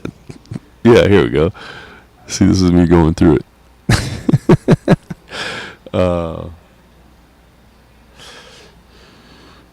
So yeah, I think what we saw is that Hamza is a human. I mean, the expectations that were on him, that he was like somehow this otherworldly fighter, incapable of being hit, and unstoppable force. Like there was just this narrative around him that was just impossible to fulfill. He got pushed to the limit by Gilbert Burns, and he found a way to win. And Gilbert Burns is elite level. So yeah, so I think the word exposed, it makes it seem like, oh, he's not that good. No, Hamza is great. He's elite. He's unbelievable. But he's not completely untouchable. So somebody said, will they beat Habib's record? Like, that's tough, man. It's tough. And the fighters are just getting better and better, man. The sport is just evolving. Talent is coming from all over the world. It's hard.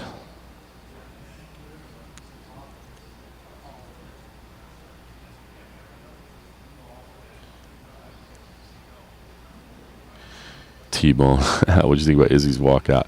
So, not being a big, huge wrestling guy, it didn't necessarily speak to me hugely, but I do know The Undertaker, of course. I mean, you don't have to watch wrestling to know who The Undertaker is, right? Dude was around forever. What I would say is why I didn't think it was the most amazing walkout ever. I love the fact that he puts all that energy into it, like he's trying to put on a show. You know what I mean? Now, you do wonder, did that have any impact on his performance? You're talking about showing up early and putting in the effort to work with the production team and all that. I mean, I think it's cool. I think it's cool that he's trying to make a show out of the whole thing, to be honest with you, I mean, the choreographed dance one down in Australia, like that one was just like next level. I was like, whoa, who does this before a big title fight? But I can appreciate it. I appreciate it. it wasn't my favorite of his walkouts, but I appreciate the fact that he puts some artistry into it. You know, wants to make it a whole show. Because look, fighting is about entertainment, right? Of course, it's about wins and losses, but it's about entertainment. That's why we like it. So I like the fact that he put something into it.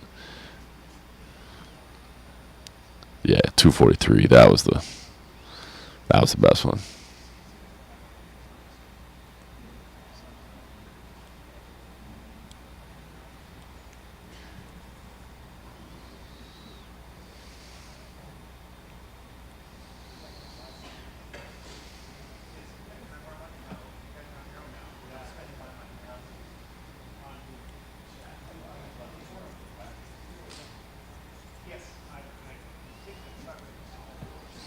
All right, so just for anybody that's here, weigh-ins are complete.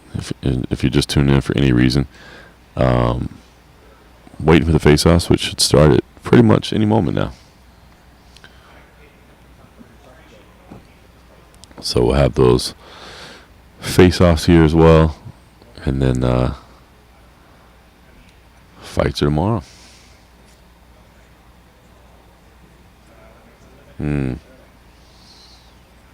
The Purge walkout was pretty good. Yeah, with the lighted little helmets, I guess you would say, or whatever. Those were cool. But in fairness, the first Purge walkout was Chrome Gracie. Remember that? Remember that one? That was pretty cool. And he didn't have the masks and all that, but it was just literally just the Purge siren. Which, I'm going to be honest, I haven't even seen the movies, but I'm familiar with the concept. And the Purge siren is, like, by itself is pretty damn eerie.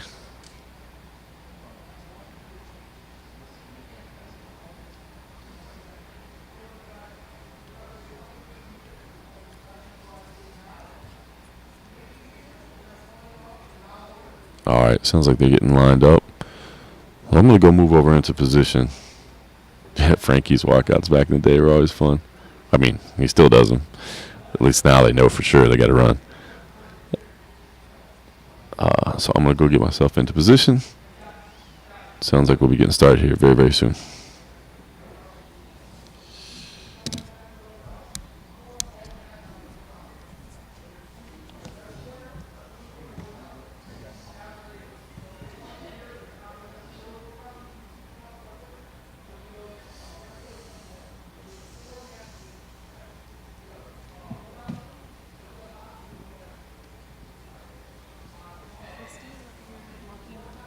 Nah, dude.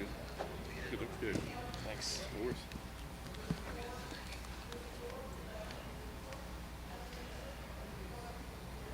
You're talking about just behind the camera or just outside the camera? Nah, I'm nowhere close. Yeah, I'm fine.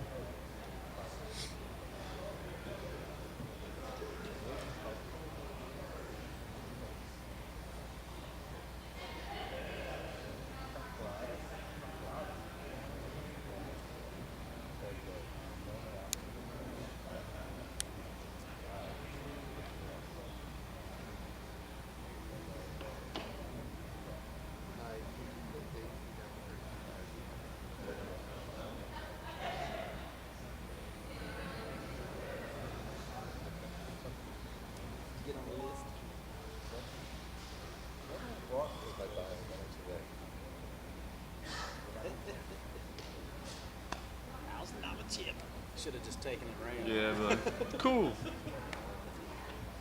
Gee, thanks, Scott. One of these days it'll be a 5K.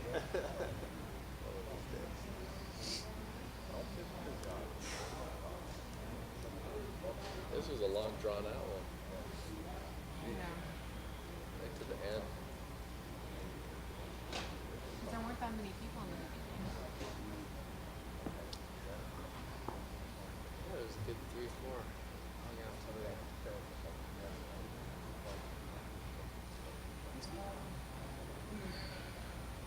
You think they'll start within 10 minutes? Isn't he? Well, I mean, he's one of the fighters and he's walking away. Isn't he the little one? Oh, maybe not. Yeah, so that's not a good sign. He doesn't look like he's in any hurry either. I'd be pissed to have him hang out and wait for people. That's what heavyweights always rolling at like 10:40. Yeah, it's just like, But it's better than having to like come back and forth. yeah. Alternative. Yeah.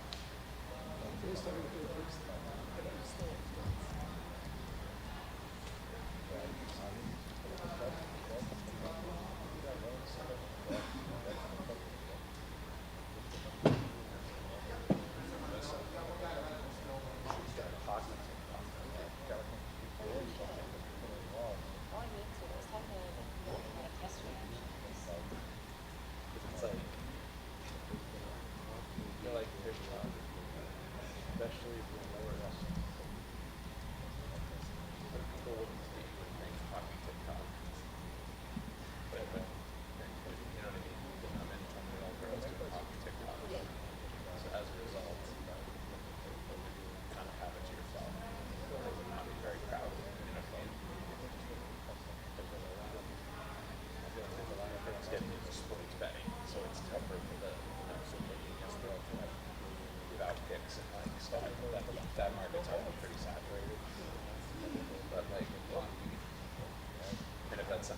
it has to align with your interest. You can't be like, oh yeah, I'll do this because it's not crowded. It's like you got to be into it, but you want to be like a hot reporter.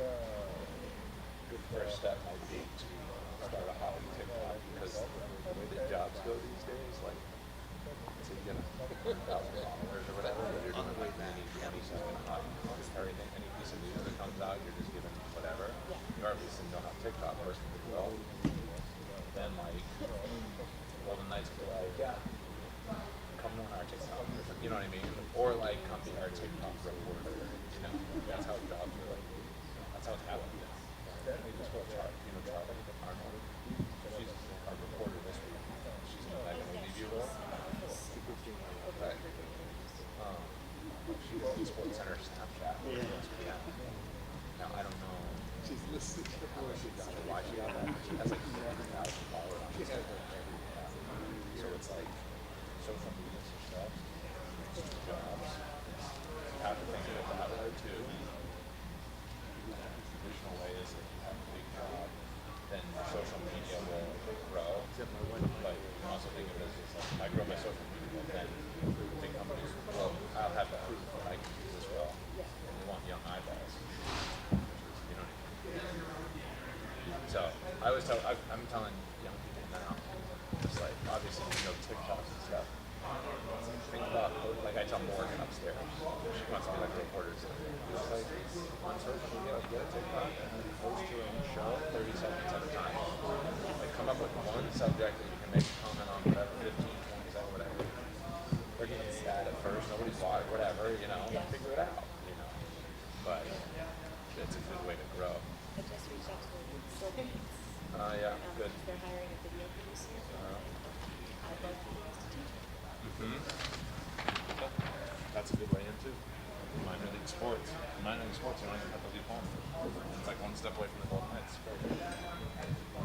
You know,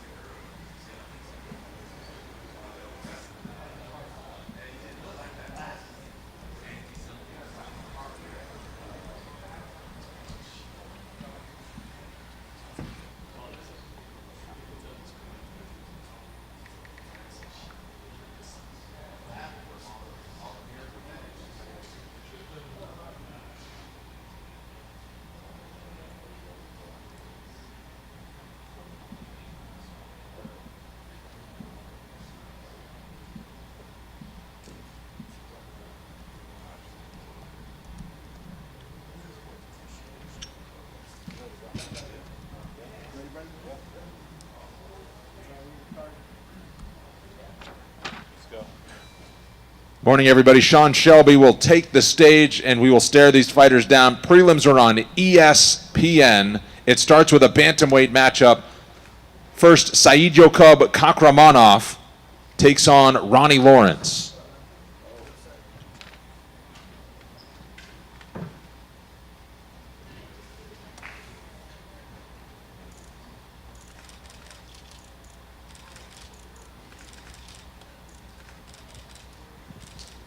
Up next, we're in the light heavyweight division. Carl Robertson takes on Kennedy Zachukwu.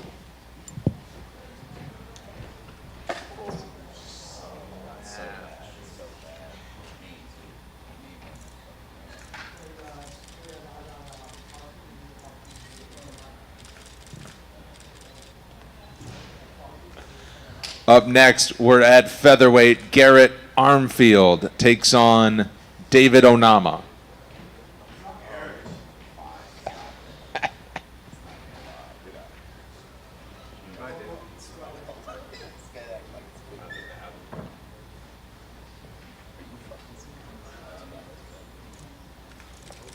You know what?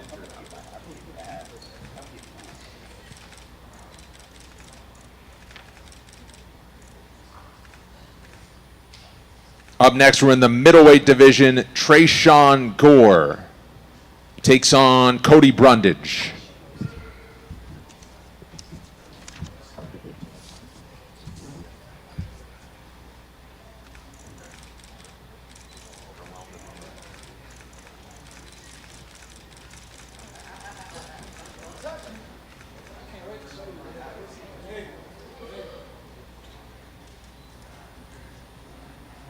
Up next, a women's flyweight matchup. Courtney Casey squares off against Antonina Shevchenko.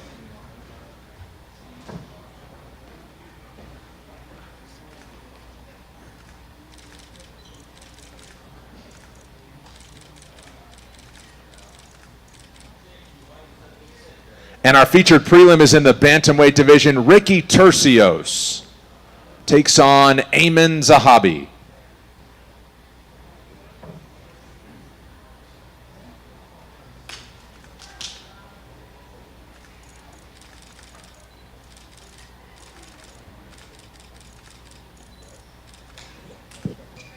Six-fight main card is on ESPN. It starts at 9 Eastern, 6 Pacific. Starts with a lightweight bout. Jamie Malarkey takes on Michael Johnson.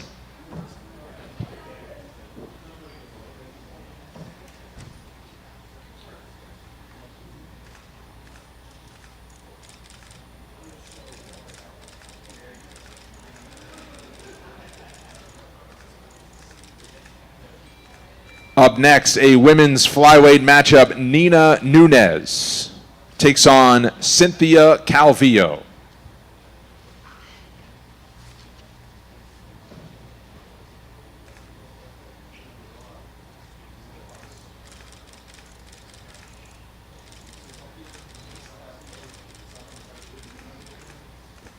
Our heavyweight matchup is next. Chase Sherman squares off against Jared Vandera.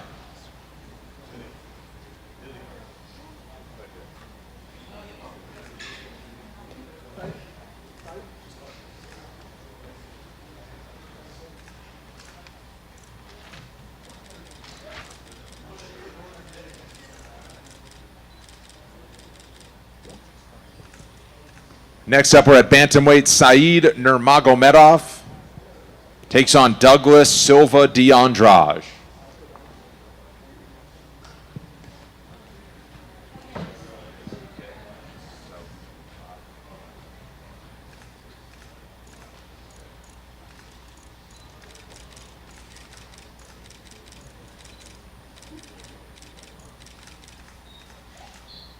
Co-main event is at middleweight. Armen Petrosyan takes on Caio Bohalio.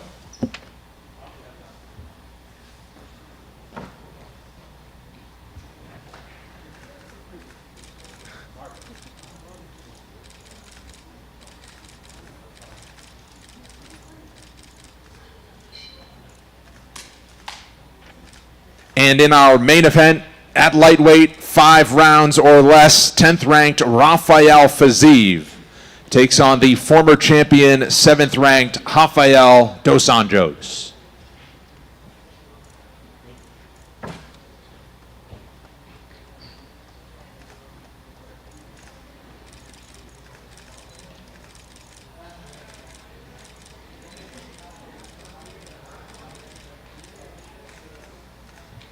Rafael dos Anjos and Rafael Fiziev in our main event. We'll see you on ESPN tomorrow night.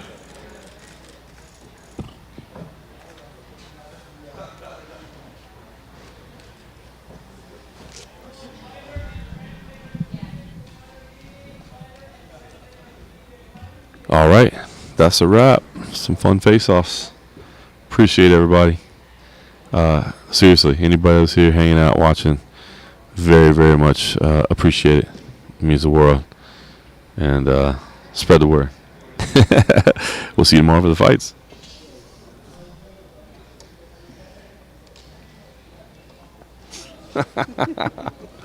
Strong finish there.